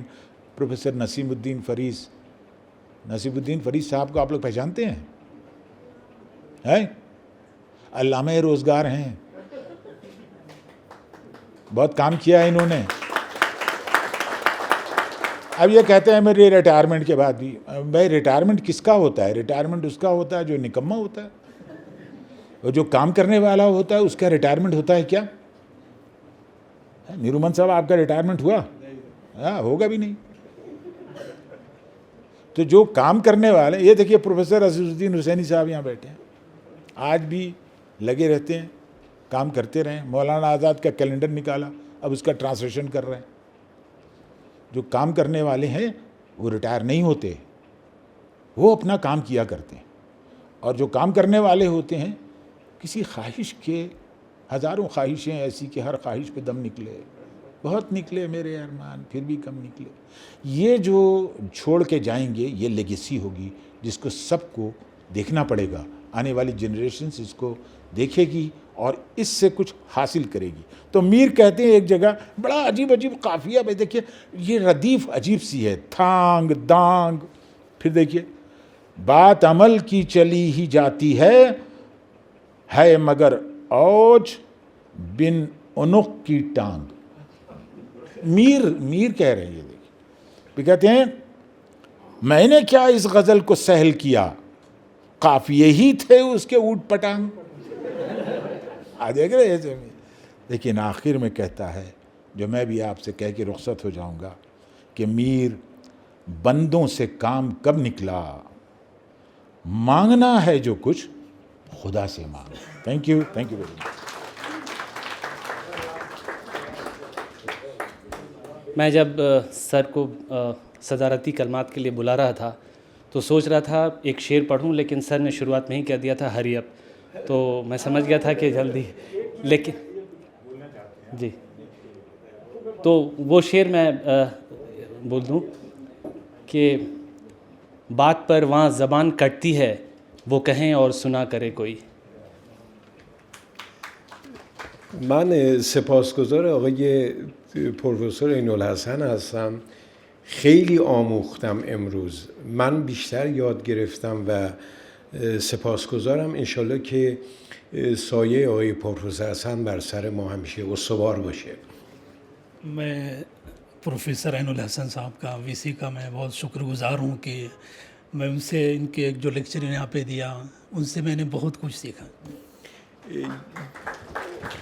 یک بحثی هم آقای professor عین‌الحسن کردن در باب کتاب کلیله و دمنه. ما بزرگترین استاد ادبیات پارسی ایران عبدالعظیم خان قریب هست که بهش میگیم پدر دستور زبان فارسی ایران. عبدالعظیم خان قریب. ہاں، قلیل دمنی کے بارے میں جو سر نے بتایا تھا اس کے بارے میں کہہ رہے ہیں کہ ایران میں جو ایک استاد اس کے ہیں، ان کا نام بتائیں. عبدالقدیر، عبدالعظیم قریب. عبدالعظیم قریب ہیں، اور اس کے بارے میں قلیل دمنہ جو ایران میں لکھی گئی ہے اس کے جو ہے اس کے شناس ہیں، اس کو کیسے، کہاں سے، کس طریقے سے لکھا گیا، اس کے بارے میں بہت زیادہ نالج ان کو. در واقع این استاد بزرگترین کلیله دمنشناس ایرانی است که در واقع خود این یک متن هندی است و باعث افتخار ما هم هستیم. یہ جو استاد ہیں انہوں نے جو ایران میں قلیل دمنہ کے شناس ہیں، یہ ہمارے لیے افتخار کی بات ہے کہ ایران کے وہ ہیں. و در آخر این خدمت دوستان بگم امیر خسرو دهلوی و صائب تبریزی هر دو صاحب سبک هندی هستند که یکی از سبک‌های مشهور ایرانی است که اشعار بسیاری در این سبک سروده شده. جناب امیر خسرو اور صائب تبریزی جو پرشین میں جو یہ ہوتا ہے سبک شناسی ہوتی ہے، سبک هندی ہیں، اس کے بہترین شاعروں میں سے ہیں.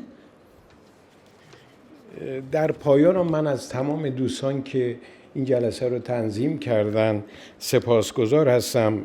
بانو عزیز بانو، دکتر گوهر عباس دوستم، آقای دکتر مهدی خواجه پیری که این جلسه رو در واقع تشکیل دادن، پروفسور عین الحسن، من بسیار سپاسگزارم ازش که فراوان آموختم ازش، پروفسور اشتیاق حسن، دکتر عزیزالدین حسین همدانی استاد من، دکتر علی اکبر نیرومند که همیشه کنار ما بوده، من سپاسگزاری ویژه دارم از ایشان، پروفسور نسیم الدین فریس، دکتر شیخ عبدالغنی و همه بزرگوارانی که این جلسه رو تشکیل دادن سپاسگزارشون هستم. شاید ترجمے کی ضرورت نہیں ہے، سبھی کا نام انہوں نے پڑھ لیا ہے، تو کہہ رہے ہیں ان سبھی حضرات کا میں شکر گزار ہوں. ہم اب اس جلسے کے اختتام کی طرف پہنچ گئے ہیں. میں گزارش کرتا ہوں ڈاکٹر افتخار احمد صاحب، associate professor department of Persian and Central Asian studies سے، کہ وہ آئیں اور ہدیہ تشکر ادا کریں.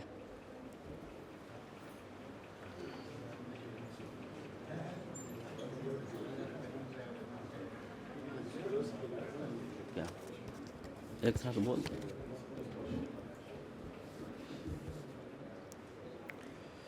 خواتین و حضرات، میں شکریہ کے لیے حاضر ہوا ہوں. Respected guests, distinguished scholars, teachers, students and learned audience of this inaugural function of 3 days research scholars workshop on Oriental manuscriptology, Persian, Arabic and Urdu. It is my great pleasure to propose vote of thanks. First of all, I thank to Almighty Allah who gave us the idea to arrange the such type of workshop. I thank to Professor Sayyid Ainul Hasan, Honorable Vice Chancellor, Manu, who gave his concern to preside over the function and this kind of guidance and motivation. سر کی خدمت میں ایک شعر عرض کرتا چلوں کہ ہیں ہمارے درمیاں جلوہ فگن عین الحسن، ہیں ہمارے درمیاں جلوہ فگن عین الحسن، کہ زمیں کے سر پہ چھایا ہو یہاں کوئی گگن، کہ زمیں کے سر پہ چھایا ہو یہاں کوئی گگن، جن کے فکر و فن کی ہے تمہید ہی علمی کرن، جن کے فکر و فن کی ہے تمہید ہی علمی کرن، جن پہ نازا اہل دانش اور ہیں اہل وطن. I am very thankful to OSD madam Shagufta Shaheen sahiba میں آپ کا بھی شکر گزار ہوں کہ آپ یہاں تشریف لائیں. I also express my thanks to guest of honour doctor Ali Akbar Niroomand, regional director Noor microfilm international centre.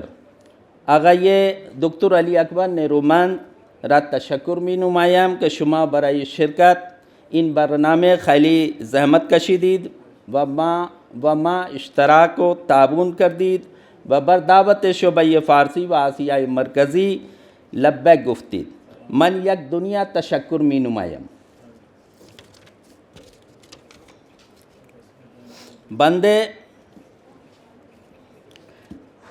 There N برنامه مهمانی دارم که از کشور ایران سفر نموده قدوم مهمانیت هند دارند. مراد بنده آقای اسدالله عبدلی آشتیانی است. من تشکر می نمایم برای شرکت از حیث استاد و خطاط. به خدمت شما خبر یک لفظ تغییر دادم. خبر رسید امشب عبدلی وقار آمد. خبر رسید امشب عبدلی وقار آمد. شیرین زبان و خوشخط بالا تبار آمد. برگو گل و لاله در راه توست قربان.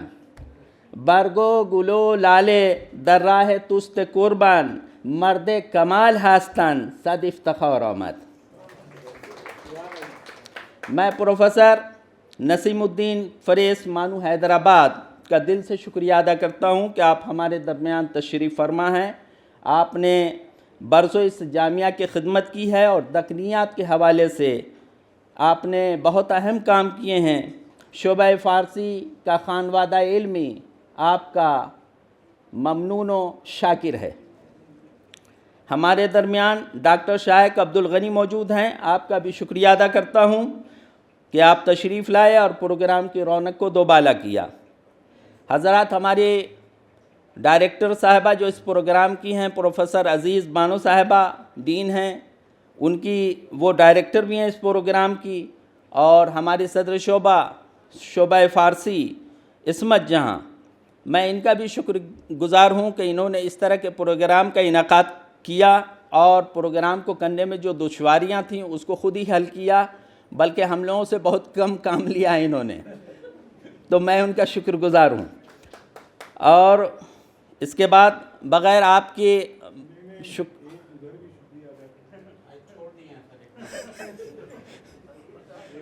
شاہد نوخیز صاحب تشریف فرمائے, ان کا بھی بہت بہت شکریہ. آپ آئے اور یہ پرانے جانے مانے شخصیت ہیں, ان کو کون نہیں جانتا, سی یو سے تعلق ہے ان کا, آج کل وہ ڈائریکٹر بھی ہیں, تو آپ یہاں تشریف لائے.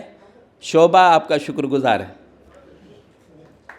اور تمام حاضرین محفل, بغیر آپ کے شکریہ کے کوئی بھی پروگرام نہیں ہو سکتا تھا, اور بغیر ساما کے کوئی بھی پروگرام ہے نہیں, لہٰذا آپ تمام لوگوں کا فرداً شکریہ ادا کرتا ہوں شعبے کے جانب سے اور اسکول آف لینگویجز کے جانب سے شکریہ.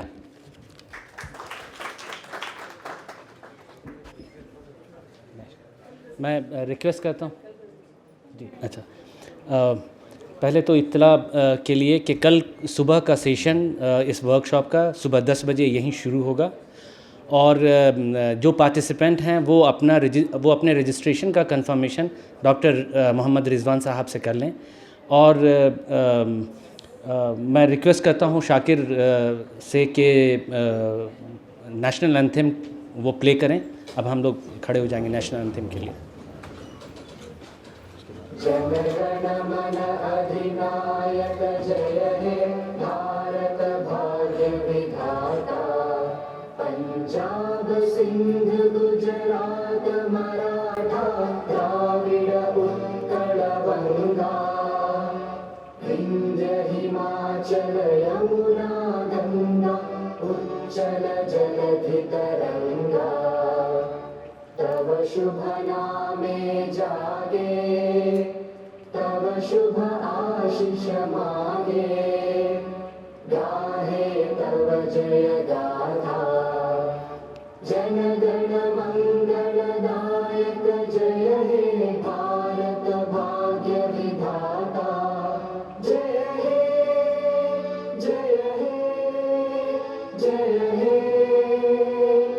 जय जय जय जय